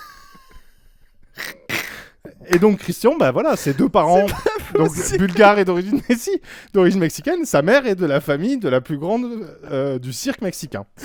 Et donc Christian, Christian lui, avec 2 parents comme ça, c'est comme quand t'as 2 parents musiciens ou je ne sais quoi. Dès l'enfance, il est dedans. Donc en gros, à 6 ans, Christian apparemment, il sait jongler, il sait marcher sur les mains, il sait tenir des objets en équilibre lui-même sur un monocycle. Mais il se trouve qu'en grandissant, il est aussi fan de basket. Bah oui, il est fan des Raptors et de Vince Carter. Donc il a ce côté jongleur. Mais oui, bien sûr. On va arriver à l'NBA, tu vas voir. Donc il est fan. Le chat, j'espère que ça va. Bien sûr, je remets Scooby. Je sens que ça va séquencer. Donc, voilà. Donc Christian, qui est en bas sur l'image. Bien sûr. Il est là, oui. Il va à la fac à Illinois ou Illinois State, j'avoue que j'ai un doute. Il a son diplôme de journaliste sportif et là il a un choix devant lui, soit il fait un job dans les médias locaux, plus ou moins dans le sport, soit il fait carrière avec l'acrobatie, les tours. Et entre-temps, comme il a ajouté Scooby et que c'est devenu un énorme succès, il se dit allons-y, pourquoi pas. Et il se trouve que ça marche énormément, il est sur les parquets NBA, il fait ses numéros d'équilibre sur lesquels Scooby il a appris à rajouter Scooby qui se tient sur lui pendant les tours d'équilibriste. Et Pourquoi tu te fais du mal comme ça? Le mec il s'est dit je vais faire une chronique, il veut nous faire vivre toutes les émotions. On a badé, après il a dit oh putain je vais vous parler de Scooby et Christian. Oui vas-y finis. Il a 29 ans, il compte faire ça jusque 35 en espérant que Scooby tienne la route aussi les 6 années. Je suis désolé, c'est nerveux, c'est dur. Voilà. Mais lui, il est encore là. Moi, je l'ai pas vu cette saison en NBA, mais j'imagine qu'il doit être là. Si, je l'ai vu, je crois, face aux Clippers. Moi, je l'ai pas vu cette saison, donc j'espère qu'il est encore là avec ma chronique. Bon, sinon, il était là l'an dernier. Vous l'avez déjà vu quand même, je pense. Non, mais voilà. Oui, je pense que certains l'ont vu, mais surtout, en fait, ce qui me fait kiffer, c'est que maintenant que ce moment a été créé dans l'histoire de Twitch et de YouTube, je veux qu'on rencontre ce type. Je veux qu'il soit sur le canapé et qu'on lui dise Christian, Scooby. Je peux essayer de trouver un mail ou quelque chose. Écoute, je vais voir ça. Oh là là, voilà. La vache. Donc ça c'était sur j'ai fini. Dessert. Mais très bien. J'ai fini ma chronique. Je vous remonte le menu. Excusez-moi, c'était nerveux. Par contre, par professionnalisme, j'ai vraiment essayé. Il n'y a pas tant d'articles, vous vous doutez bien, sur ces gens ou de trucs. Non. J'espère que j'ai vu des choses. J'ai pris notamment des portraits dans le New York Times, dans des médias assez sérieux. Donc j'espère que ne pas avoir dit de conneries. Ah non. Wikipédia aussi évidemment, mais d'autres trucs sur la famille Valanda, des coupures de presse et tout. J'ai essayé. C'était un peu du boulot parce que cette histoire est folle. Ah non mais c'est tout. Voilà. Moi c'est pour et j'espère ne pas avoir trop trouvé de mauvaises infos. Rendez-moi service s'il vous plaît dans le chat. Applaudissez quand même Simon parce que là pour le coup je le fais mais je veux pas d'applaudissements parce que franchement encore une masterclass.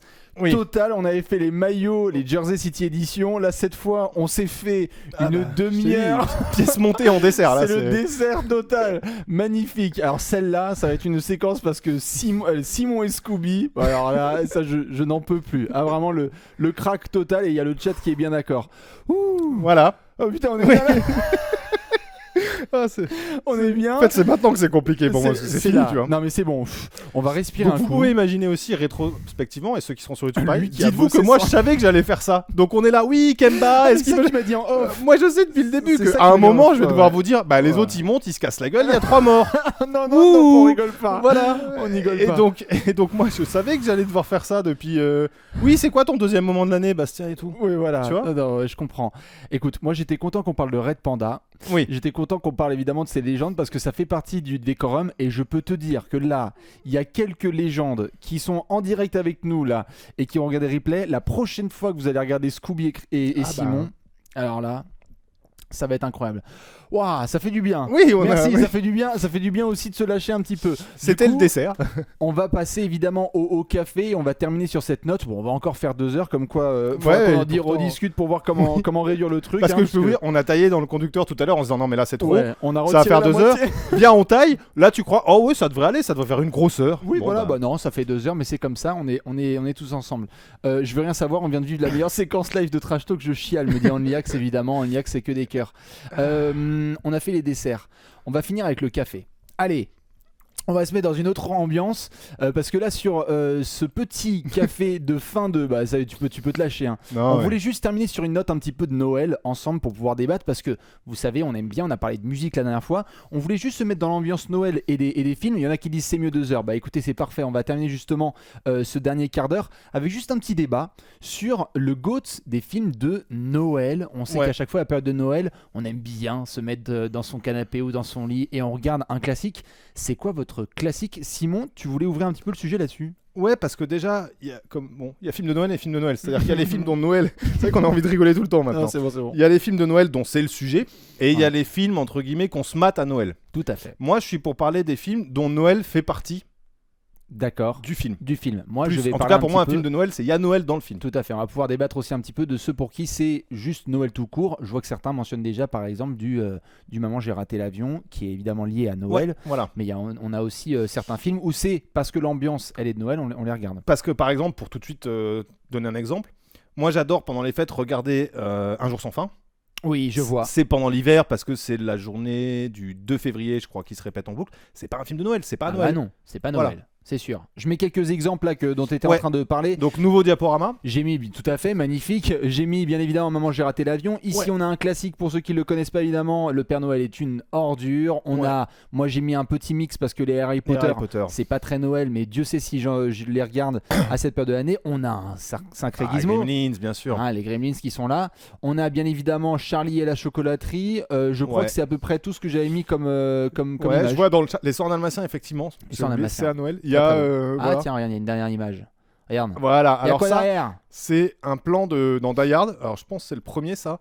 Parce qu'on oublie trop souvent que les Die Hard ont lieu à Noël. Et non seulement ils ont lieu à Noël, mais ça fait partie de la chose. Regardez par exemple, on l'a fait là avant, les bandes annonces posent vraiment un film de Noël avec l'idée que Noël est encore foiré. Pour Bruce Willis, ce mauvais père. Et le deuxième, il y a vraiment une phrase dès le trailer où il dit « Ah, j'ai déjà passé Noël dernier comme ça ». Donc dans le trailer, c'est vachement mis en avant, encore plus que dans les films. Mais c'est... alors je crois même que le premier, c'est le jour même de Noël. Le tout premier, parce que je crois que sa femme lui dit mais tu vas quand même pas être là, et même ça. à Noël. Vas-y, je crois qu'ils sont déjà divorcés ou ils vont divorcer. Enfin bref, il y a ta fille et tout, tu peux pas faire ça. Et lui, il est là genre chérie, franchement, c'est pas que je peux pas. Ça, c'est pas que je veux pas, mais je peux pas. Toi, c'est ta ref Die Hard quand t'es à Noël, ouais. C'est vraiment celui que tu regardes. Bah c'est je sais pas, c'est mes films préférés, mais en tout cas dans le genre. Avec le côté, moi j'adore Bruce Willis dans Die Hard, j'adore le côté à la fois gaulerie mais film d'action. Toutes les références qui ont été reprises de Yippee, je sais pas, il y a quelque chose d'assez magique dans ce film. Le fait aussi que tu vois, c'est le film préféré. Alors j'adore la série Brooklyn Nine-Nine, c'est évidemment le film préféré de Jack Peralta, le héros. Il y a plein de trucs, Die Hard a créé plein de choses. Cette manière aussi d'être un héros en étant finalement un anti-héros parfait, etc. J'adore Die Hard. Non, évidemment, c'est un gros classique. On ne vous conseillera jamais assez de regarder Bruce Willis dans Die Hard. Il aurait dû avoir juste ce rôle pour rester McClane, quoi qu'il arrive. Moi, j'ai mis une petite mention pour le poteau à lunettes Harry Potter. Alors en soi, ce n'est pas à Noël, mais moi, je dois t'avouer que la musique, les premières notes de Harry Potter, moi ça me met dans l'ambiance. Il fait froid et on va regarder ça, où la lumière elle est tamisée un peu et on va regarder toute la saga Harry Potter.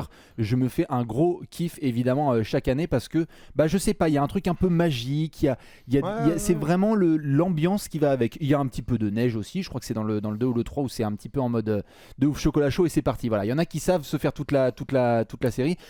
Évidemment les Gremlins, moi je peux avouer que ça fait partie de mes trucs. Bah pas moi, tu vois, c'est un film d'enfance et tout, mais je le tilte pas à Noël. Je l'associe pas à Noël. Non, alors... Il y a Léonce juste qui dit d'ailleurs les scènes d'action les plus mal montées de la galaxie. Ah, peut-être bien, ça peut être mais bien, tu sais, c'est la magie de Die Hard, ça, évidemment. Le Seigneur des Anneaux aussi, tout à fait. Il y a un film, une saga qui est devenue un peu Noël pour moi récemment parce qu'il les sortait en fin d'année, c'est Star Wars. Parce que les derniers sortaient toujours en décembre, les récents là. Et du coup, c'était un peu la tradition d'aller les voir en famille. Là, ces dernières années, mais avec mon entourage le plus proche, avec qui on fête Noël. Ouais. Bah, le 22 ou le 23, du coup, on va se voir un Star Wars. Du coup, le 21, on se rematait ceux d'avant. Et tu vois, ces dernières années, il y avait quand même la nouvelle trilogie Disney. Donc, je me suis plusieurs fois refait tous les Star Wars d'avant, plus le dernier au ciné. Ouais. C'est devenu un peu tradition de Noël. Je peux comprendre. Moi, j'avoue que c'est surtout les grandes séries, quoi. C'est-à-dire, certains mettent le Hobbit, là, donc le Seigneur des Anneaux, avec tout ce qu'il fait. En gros, je vais me dire, ok, je vais me prendre un moment et je vais vraiment tous les regarder un par un parce que je vais avoir l'impression d'être dans une bulle assez réconfortante qui est celle de Noël, quoi. Donc voilà à peu près pour les gros films. Après on peut citer, il y a les Bronzés font du ski qui pour pas mal de gens, même si c'est pas Noël, mais c'est le côté chalet. Je vois. Voilà, on a oublié, il y a les rom-com.